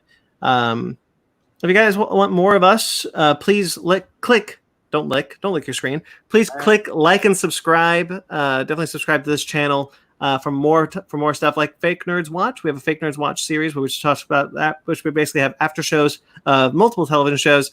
So if you're going through a bunch of shows, what? Dark Crystal. So like we just put up our Star Wars: The Clone Wars, The Siege of Mandalore look back. Those 4 episodes where we talk about that. So you can check that out now on the channel. And we're continuing through Mortal Kombat 9 on Basement Arcade, which is our other show on this channel. So stay tuned for more stuff. More combat. We also have we are a Funko affiliate. You can click. We have an affiliate link in the link, and we have an affiliate link in the description. You got this video. You all right? And the audio. If you're listening to this on the audio, you can use promo code SHOP10 by clicking the link in the description for 10% off your purchase. They're coming out with some mythology pops. That Kraken looks kind of cool. Just saying. We also have. They have a Patreon. We have a Patreon. We have a Patreon account. We have a TeePublic account. Again, we got some masks on TeePublic. But if you want officially licensed Crafted by Z Fake Nerds podcast mask, you can go to Crafted by Z, which I'll link in the description below. They are not available yet. However, you can keep checking back to the site while we figure out until we get those listed. So stay tuned there. Our TeePublic has a bunch of cool stuff. There are masks, like I said. Don't Be a Dick, Miscellaneous. Suburban Proctologist has a shirt up there. Basement Arcade's got a shirt. A lot of cool stuff. And you can find those links in the description below. Subscribe to our Patreon if you'd like to support us. We also have but if you guys want to, just go to our website, www.fakenerdpodcast.com. You can find everything that we do. One easy landing page. Thank you to everyone who's watched this video. Thank you to everyone who watches it afterwards. Thank you to everyone who listens to it on the audio stream. We always appreciate everything you guys do for us. Even to listen, even to like even a subscribe. That's all you got to do to support us. Thank you to Jeremy Vellucci, who does our theme song and our intro musics. If you're listening to those on the audio feed, those are where those are. You won't find them on these live shows. You can find him on Instagram at Jeremy Vellucci Keyboards. He also has a podcast called Suburban Proctologist. You can find that on iTunes or YouTube. You can find that at facebook.com/Suburban Proctologist Official or Instagram at SubProc Podcast. Thank you to Mike Matola. Mike, you're great. We love you. Yeah. You can find he did our logos. Sorry, he did our logos for Miscellaneous and Fake Nerd Podcast. You can find him at Mike Matola on Instagram and Twitter. You can find us on Twitter, Instagram, Facebook, all at Fake Nerd Podcast, fakenerdguys@gmail.com. I'm at BT McClure on Instagram and Twitter. Ben? You can find me at BenMaggot27 on both Instagram and Twitter. And you can also find me writing for OldSchoolGamerMagazine.com, where I talk about a whole bunch of old school video games. Sparks? You can find me sharing links about how you can help the Black Lives Matter movement at SparksWitty on Instagram and Twitter, SPARKZWitty. I'm going to take a quick moment just to tell you we've had a lot of fun here today, but systemic racism is a problem in America. There's a lot that can be done to help out, and all the places that you can find that, I've linked some, but there's plenty of them out there everywhere, and you should be doing so, because if we can get the Snyder Cut released, then we can demand basic human Silence rights. is complicit. Okay. Yeah. Thank you for that. I wanted to. We can't ignore what's happening. No, Silence is being complicit. Save your friends. Ryan? Don't be a dick. Don't be a dick. You can find me at DJ Tony Snark everywhere. If you want to follow me on Twitch or YouTube, type in DJ Tony Snark 616. Playing video games. I'm going to try to play more of that. I got a sweet new TV that almost broke because my cat. I'm really excited about that.